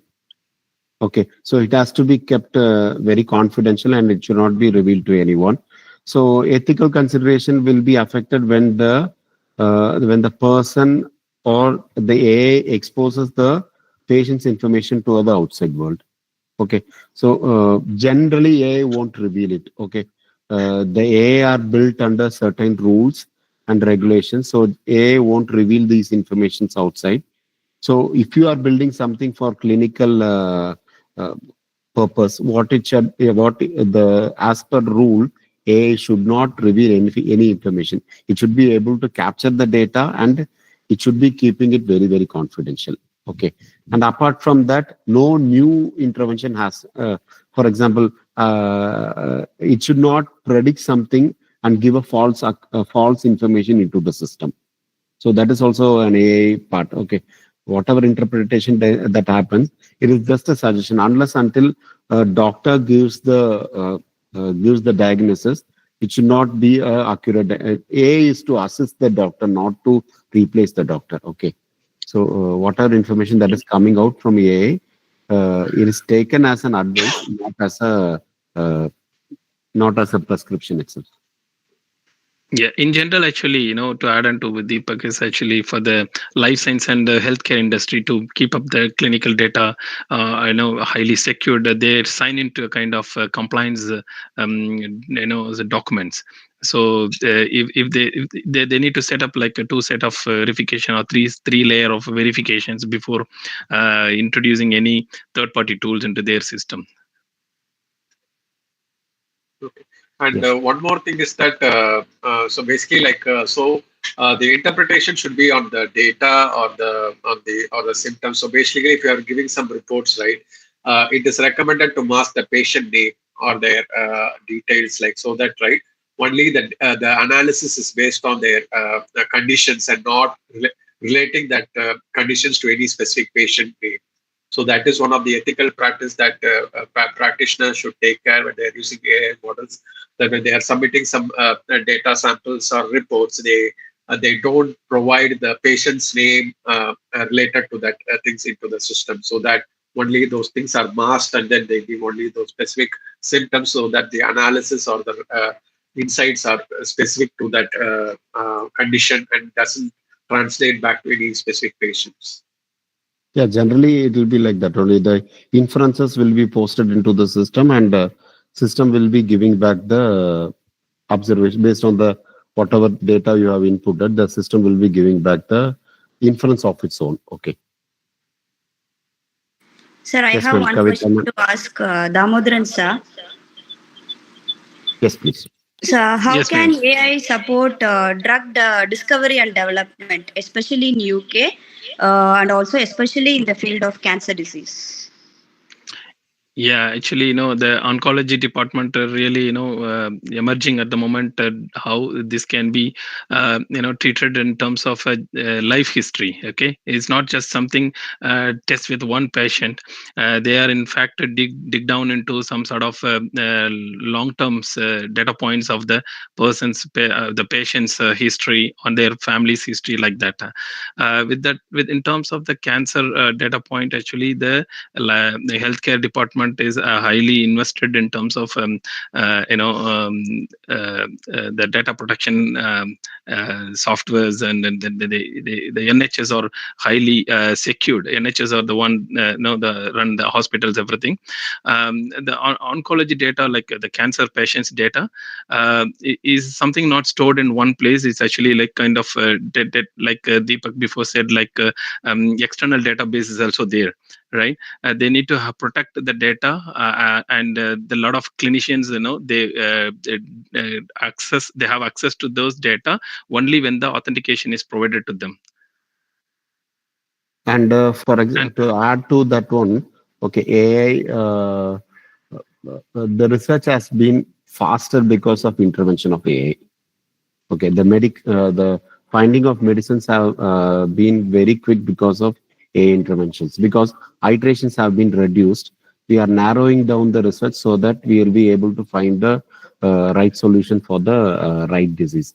So this is what is actually happening. So, for example, why we were able to get the medicines very quick for the COVID-19 is we already had medicines for SARS and other diseases. So based on that only, we were able to narrow down the research, and we were able to produce the medicine faster. And even countries like Korea and UK are working very hard on oncology. Okay, they are doing lots of research. For example, sometime a few weeks back, I gone through a document which said the Korea has South Korea has found out a solution for curing cancer by producing new type of cells by modifying the DNA. Okay, so lots of things are going on in research of oncology also.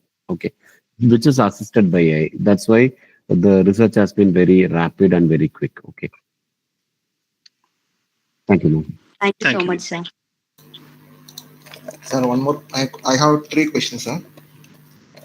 So my first question is how is the effective AI in detecting zero-day vulnerabilities compared to traditional method? Raj, sir. Okay. Okay. Zero-day vulnerabilities are something like which is already sitting in the server waiting to be exploited.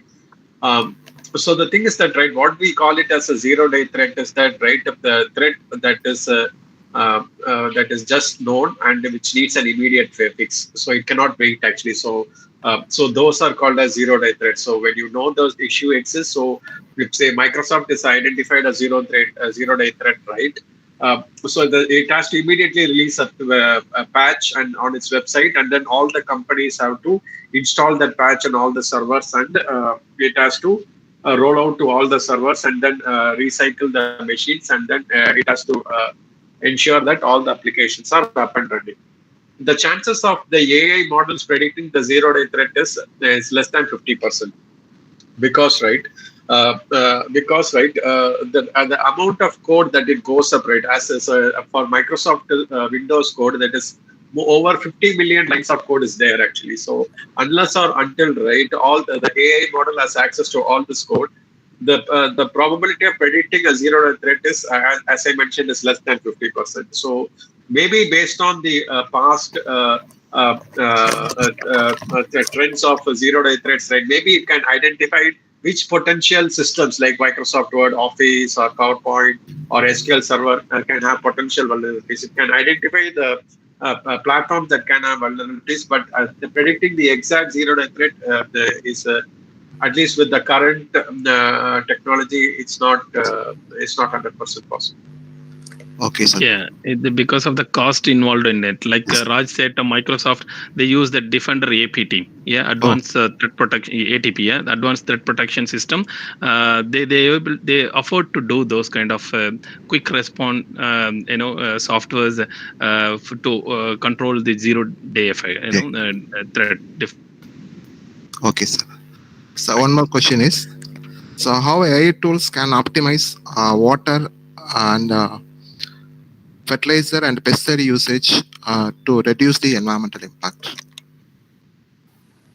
Okay, to add this, what I'll do is, so for example, a given land requires so much quantity of fertilizer, so much quantity of water, and so much quantity of pesticides. Okay, so for our given acre, we require this. Okay, what if we overdo it? If we drench it with water, or we are pesticiding it, or giving much of a fertilizer, it will not give the optimum yield. Okay, it will reduce the yield, in fact. So for this, we have data, right? Based on this data, we'll be able to guide the farmers, or we'll be able to guide a system, autonomous system, which will be doing the work for us. Okay. For example, if you are using a drip irrigation, okay, and it is a controlled irrigation, it is possible for us to water at right time. Okay. For example, if you are having a drone surveillance system, there is a company in India which does this drone surveillance, which monitors the health of the crop. Okay, from the top, and if the crop is getting affected at the initial stage itself, what it does is it will be pesticiding that crop, and make the destruction very much minimal by introducing the pesticides at the starting stage itself. This is how AI is intervening into the system. Based on the data, we can make autonomous system, and based on the autonomous system, we'll be able to feed the water, feed the pesticide, and feed the fertilizers accordingly. Okay. Okay. So my doubt is, so when I implementing this system in an effective way for agriculture, is it affordable for all type of farmers? Even if a farmer will be a rural area, is cost wise is affordable, sir? During the mass production of the system, automatically the cost goes down. Okay. Okay. When cost goes down, so automatically it should be affordable. Okay. There should not be much of electronics into it. Okay. Okay. So it should be, I guess it should be affordable. Yeah, this Thank is you, like sir. a mobile phones. Those olden days, right? Like we use the normal landlines. Only few people were able to afford it, and then mobile phones introduced, and some of the suburban or city people were able to use it, and then slowly now it is spread across even a small, a tiny village. Like they use a PayPal, platform for making payment using the mobile phones.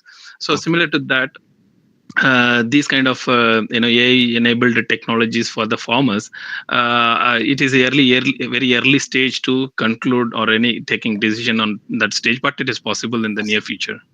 Okay, sir.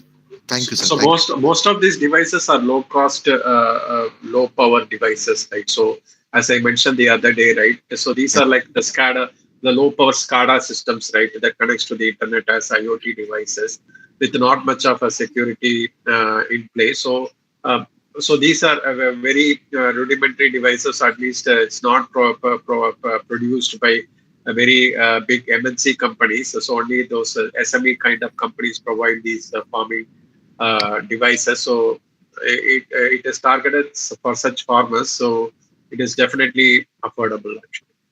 Okay, sir.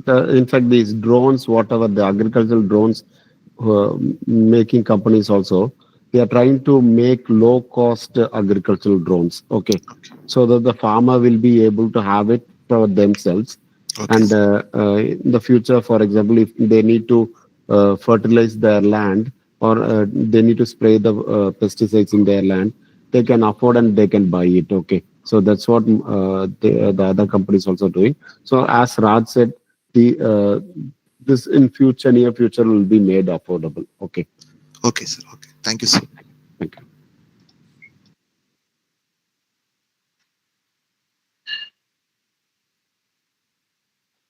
Yes, any other questions?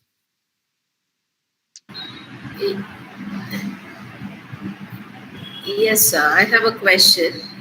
As panel members, if you had to advise the young professionals, should they start with AI, cybersecurity, or is it both?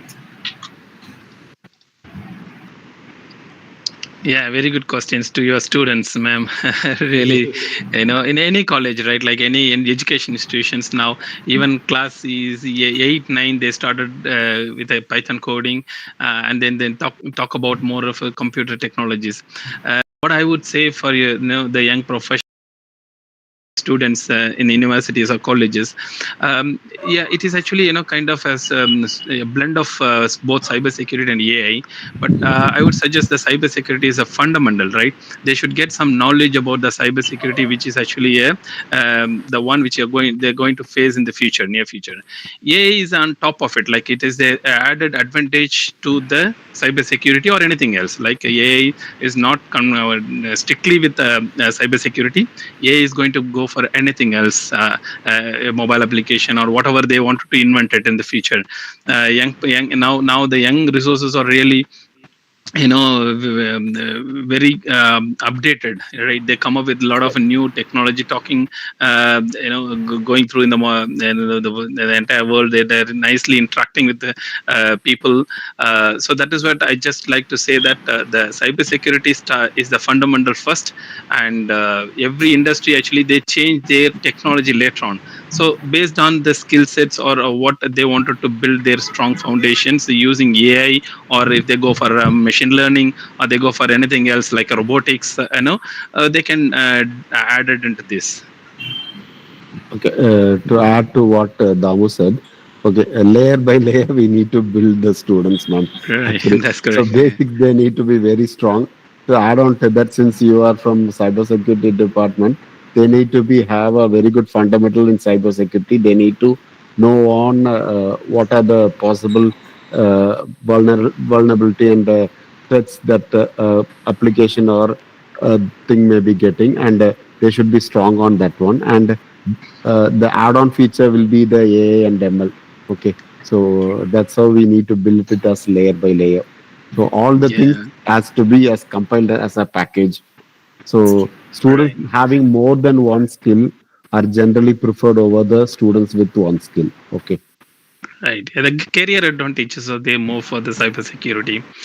Once if they start with their career with the cybersecurity fundamental, they're strong, and then they can build up with anything else on top of it. Yeah. Yeah. Maybe if Raj, I do can, you want to add something? yeah, if I want to add an analogy, right? So basically, like understanding AI is knowing how to drive a car, right? And practicing cybersecurity is knowing how to drive safely. So it is kind of defining the steps out. I mean, like even if you are a full stack developer, right? You use AI tools to understand how you can build your code, right? Say if you want to build an application, you take the help of AI to quickly build the code, but understanding cybersecurity helps you to build a secure code. So that's what. So the knowledge of both these technologies are imperative to build a scalable and secure applications. So it is as Deepak and Damo mentioned, right? We have to learn layer by layer, but understand it is important to understand both and their use cases and benefits are different. Actually. Thank you, sir.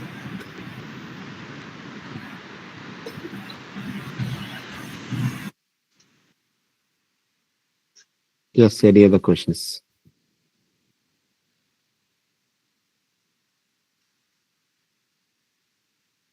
Can blockchain integrated with AI improve traceability and trust in agri-food supply? Yes, ma'am, automatically. So the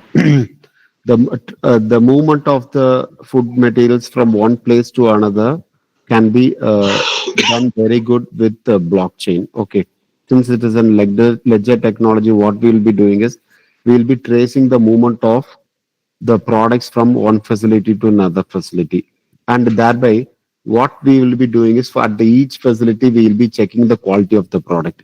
If there is a detriment from the previous stage to the next stage, we'll be able to stop it then and there itself. Okay. So thereby, we'll be able to have a better food supply chain. And what AI does is AI should will be telling us, okay, as the movement happens, as the transfers happen from one place to another, it will predict that this much amount of deviation is accepted or not. Okay, that's where the model AI models will come into picture. Okay, have I answered your question, ma'am?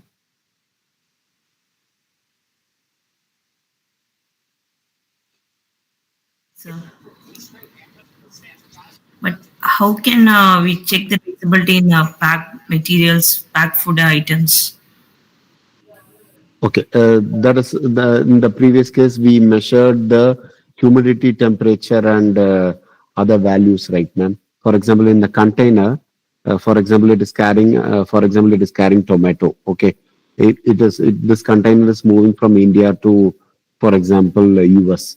So the temperature of the container is monitored continuously. Okay, if there is variation in temperature and there is a change in humidity level, okay, the chances of that container getting the vegetables in the that container getting spoiled is high. Okay, so there is a data set that will be available associated to that.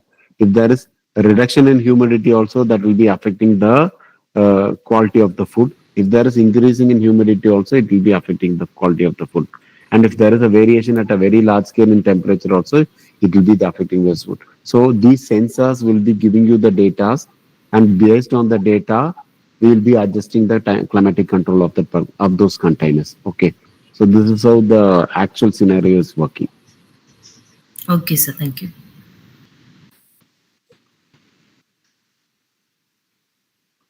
Yes, ma'am. Any other questions?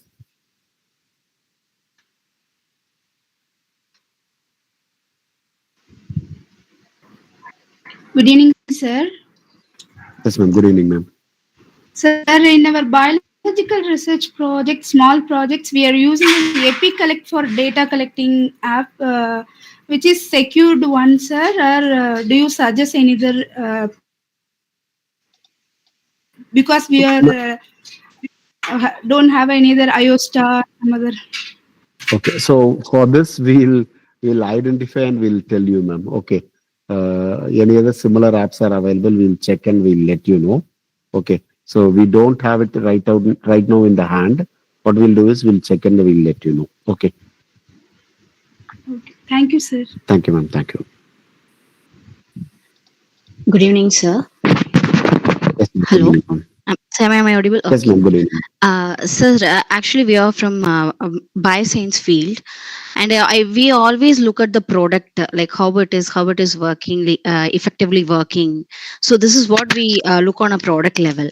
But I just want to know what backworks or the key elements that really makes the AI work effectively. Initially, the data set, ma'am. More the data set, better your machine learning will be, better your results will be. So, if you are having a lot of data set, the prediction will be better. Okay. So, data driven methodologies and data driven technology. Okay. Okay. Okay. So, that is the prerequisite. And to give the result in a quicker manner, the computational power should be very high. Okay. So, and the models based on that, what we use, we are making it very specific for your application. So, there will be lots of coding that will be going inside that model and making it suitable for your condition. Okay, that's how the applications are generally done.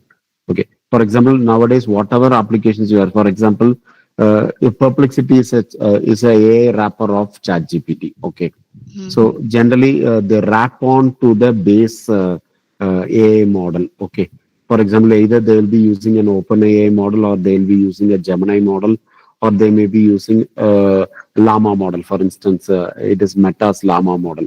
Any of these models they'll be using, and what they'll be using, they'll be wrapping up with their requirement. So whatever content you post it through the Perplexity app, it gets refined and it will be sending it to the OpenAI model, and it comes back to the AI, the Perplexity, and it gives you the result accordingly. Okay, the transformation happen at the front end itself. Okay, so this is how the AI models are running. Okay. Okay, ma'am. Sir, another question. Sir, this is a very common question. Like the thing is really AI is creating more jobs or it is reducing the job opportunities for the youths? Ma'am, it is kind of an evolution. Okay. So, for every change, new evolution, new things come into the world, there will be an evolution that happens, similar to what happened with industrial evolution. So, when the machines came in, what happened was they said that it will be going to completely replace human effort. So, whether it didn't happen. Okay. When computers came into the picture, they said everything will be done by the computer, so there won't be any human interventions in the future works. Did it happen? Similarly, AI will be used for assistance, but it will not be able to replace human beings. Humans will get evolved based on the conditions. Okay, so the evolution will be is future. The people who know how to work, how to build AI, they will be able to survive and they will be able to create new opportunities, new products, and new things to the world. Okay, so that's what the expectation is. They need to get updated with the current technology and trends so that they'll be abreast with the technology and they will be moving forward. Okay. Yes, Damo, do you want to address something? Yeah, that's good actually. The question itself very tricky one because we can't confirm anything on the technology side, right? Actually, this AI the discussion started in early 1950s actually, and that is what I looked at the one of the slides, day 2, what was presented here. That was nice actually. The evolution what Deepak called out, right?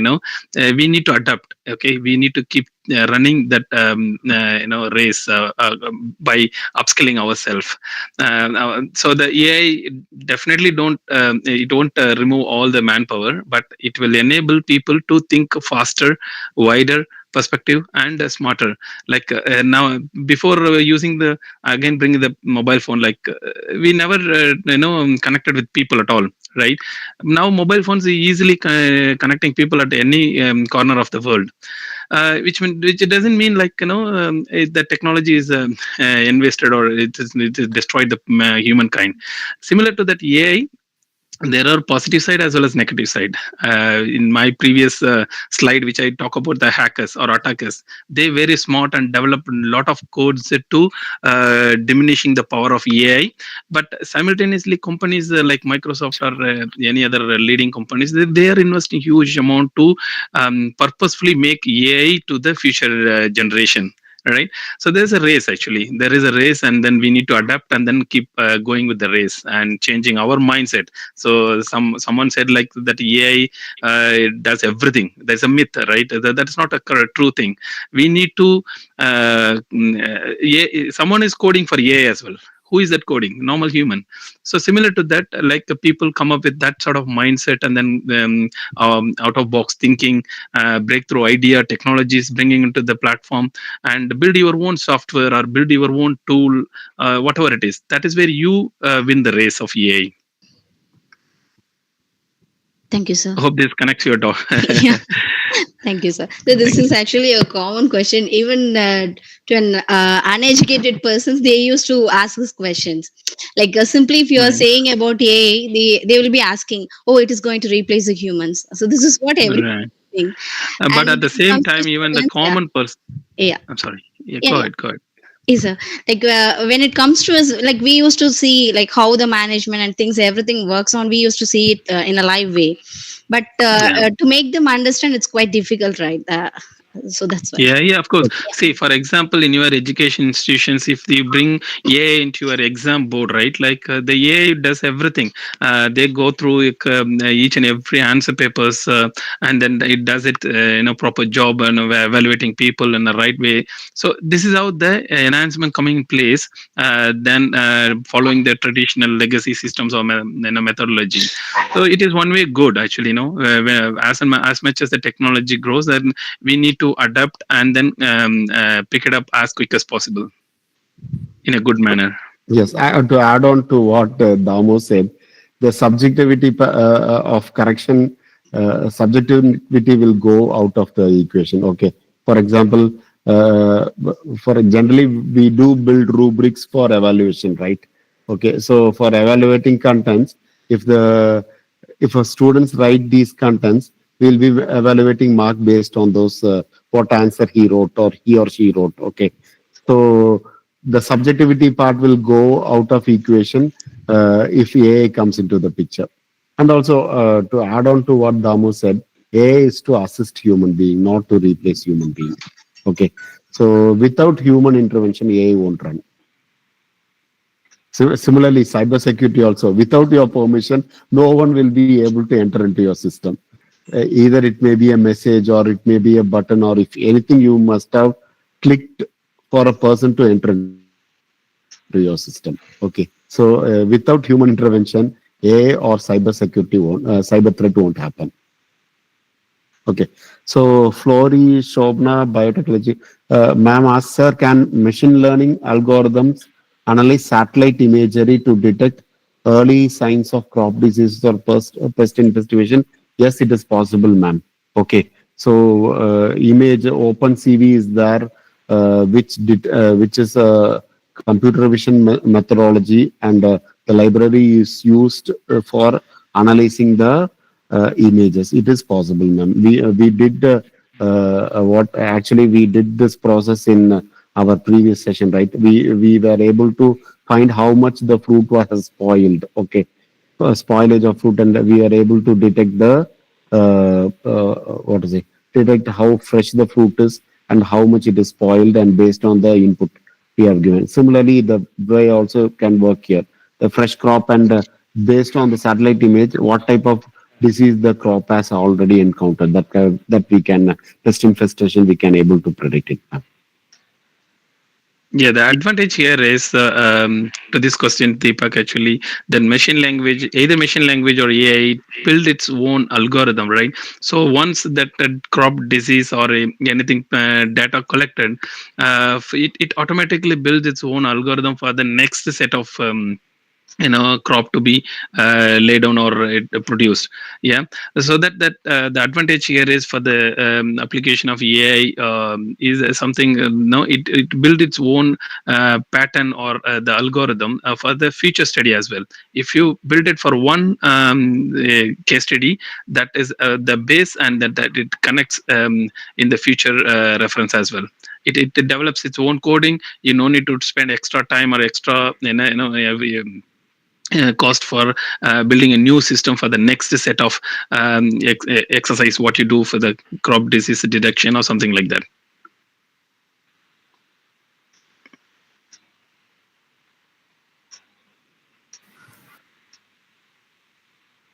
I think I will take this question. So basically, I think these things are already available. So firewalls are already having a deep packet inspection to analyze with their blacklisted URLs to see if those URLs are actually like are a genuine URL or a fake URL. So already, I think we don't need AI advanced threat protection and deep packet inspection, and these techniques are already available within the firewalls and antivirus solutions to detect these kind of the patterns within the email itself. So even now, if you go and open your Gmail, right, it will put a certain amount of emails in the spam folder. If it is coming from certain users, like it will deduct it as a potential junk and put it in the junk folder. So all the email solutions are already having this kind of spamming technique to detect the spam or junk emails, which are part of the email solution. And already, firewalls are having advanced threat protections to detect those fake firewalls. So it's already there for a long time, actually. So we don't need AI for this kind of detection. Generally, Chrome also prevents from illicit websites. Okay, so it will be asking you whether if it is an unsecured HTTP site, means it won't be allowing you to go into the system. Okay, HTTPS is a minimum requirement nowadays. Okay.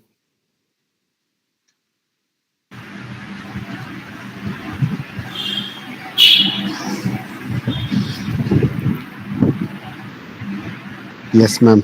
Any other questions? If we don't have any other questions, we will directly go to the formal vote of thanks.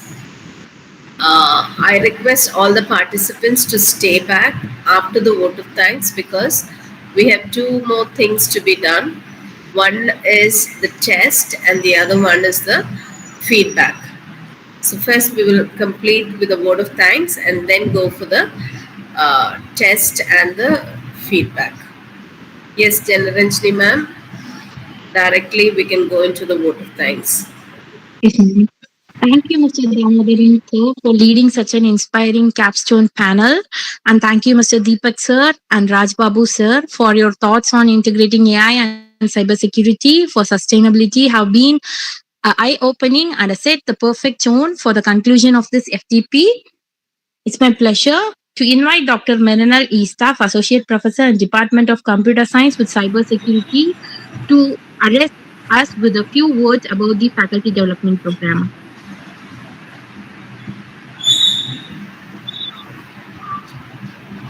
Good evening to one and all present here.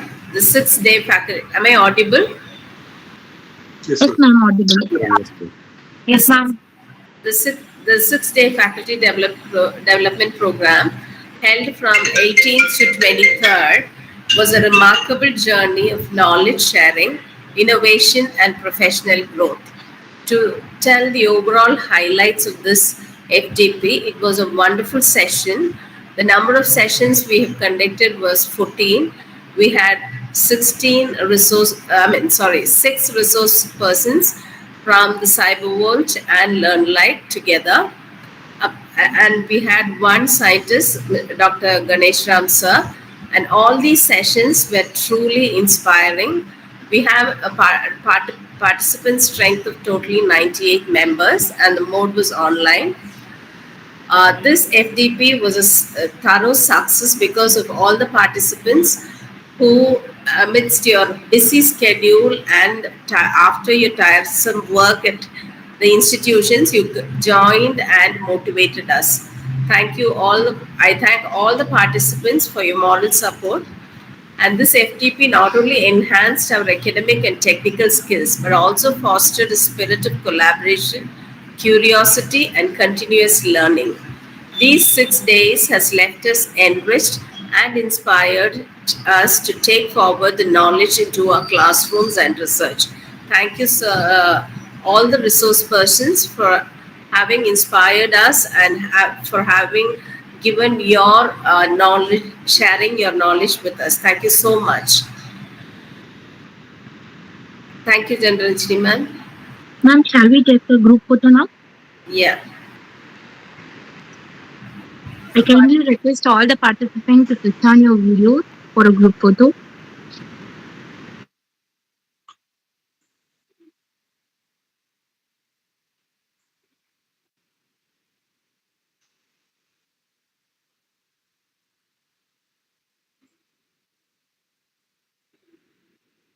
Yes, participants, please. Few more participants, switch on the videos, please. Some more.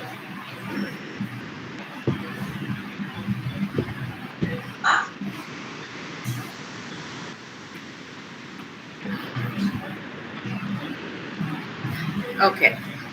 Thank you. Thank you, ma'am. Thank you, ma'am. Thank you, ma'am. Learning is not the end of the journey, but the beginning of new opportunities to create change. To conclude today's proceedings, it is time to acknowledge the effort of everyone who made the session meaningful. I now take the privilege of inviting Dr. G. Rajalakshmi, Professor and Head, Department of Biotechnology, to kindly deliver the vote of thanks for the 3 sessions we had today. Good evening, all. Gratitude is not only the greatest of virtues, but the parent of all others. So, as a co-coordinator, it's my proud privilege to deliver vote of thanks on the successful completion of our 6-day online Atal Faculty Development Program. First and foremost, I wish to express my heartfelt gratitude to our management and our principal for their constant support and encouragement, which made this FDP possible.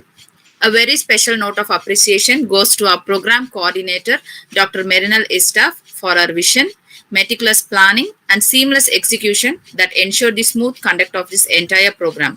I also sincerely thank Dr. P. Sendilkumar, Associate Professor, along with Dr. K. Kavita and Mrs. D. Janaranjani, Assistant Professors, Department of Biotechnology, for their excellent role as Masters of Ceremony across all 6 days, ensuring these sessions were very well coordinated and engaging. Our heartfelt thanks to the resource persons, distinguished resource persons who have generously shared their expertise, insights, and also provided hands-on training in cutting-edge AI tools. Mr. Deepak Ravikumar, CEO, LearnLike Coimbatore; Mr. Rajbabu Gunasilan, CEO and co-founder, CyberVault Singapore; Mr. Tyagarajan Palnisamy, CEO and co-founder, LearnLike Coimbatore; Dr. S. Ganeshram, Managing Director, Applied Genomics Coimbatore; Ms. Ramadevi Satamuttu, Senior Data Analyst, CyberVault Singapore; and Mr. V. Damodran, Director, CyberVault UK. Your highly informative sessions and practical insights have been instrumental in enhancing our understanding of AI tools and their applications. We are truly grateful for the time, energy, and expertise you invested in making this FDP a valuable learning experience.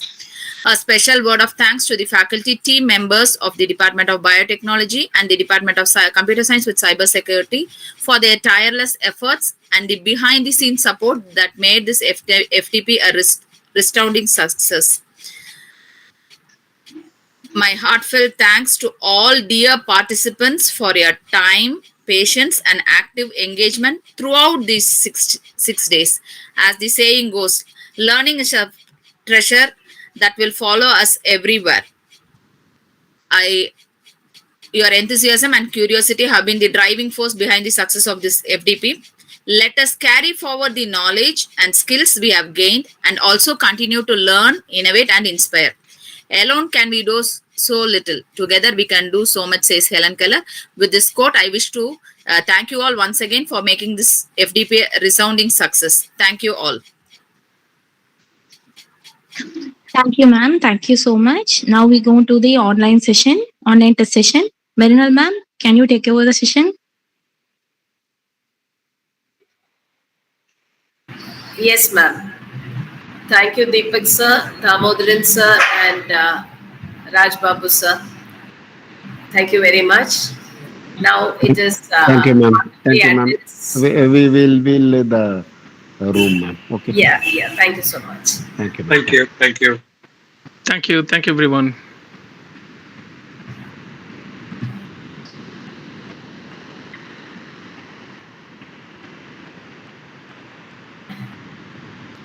Yes, participants, now I am posting a link in the chat window, and that is your test.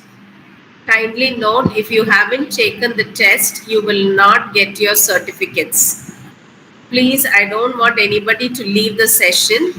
Please take the test and then you can leave the session. If you leave the session without taking the test, the certificates will not be provided by Atal. I'm posting the link now.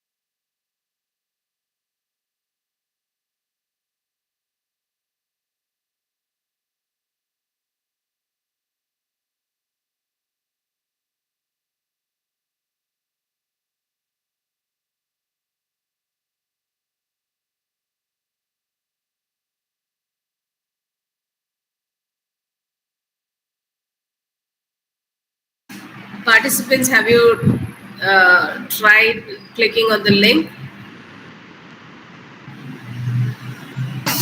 Yes, ma'am. It's working, right?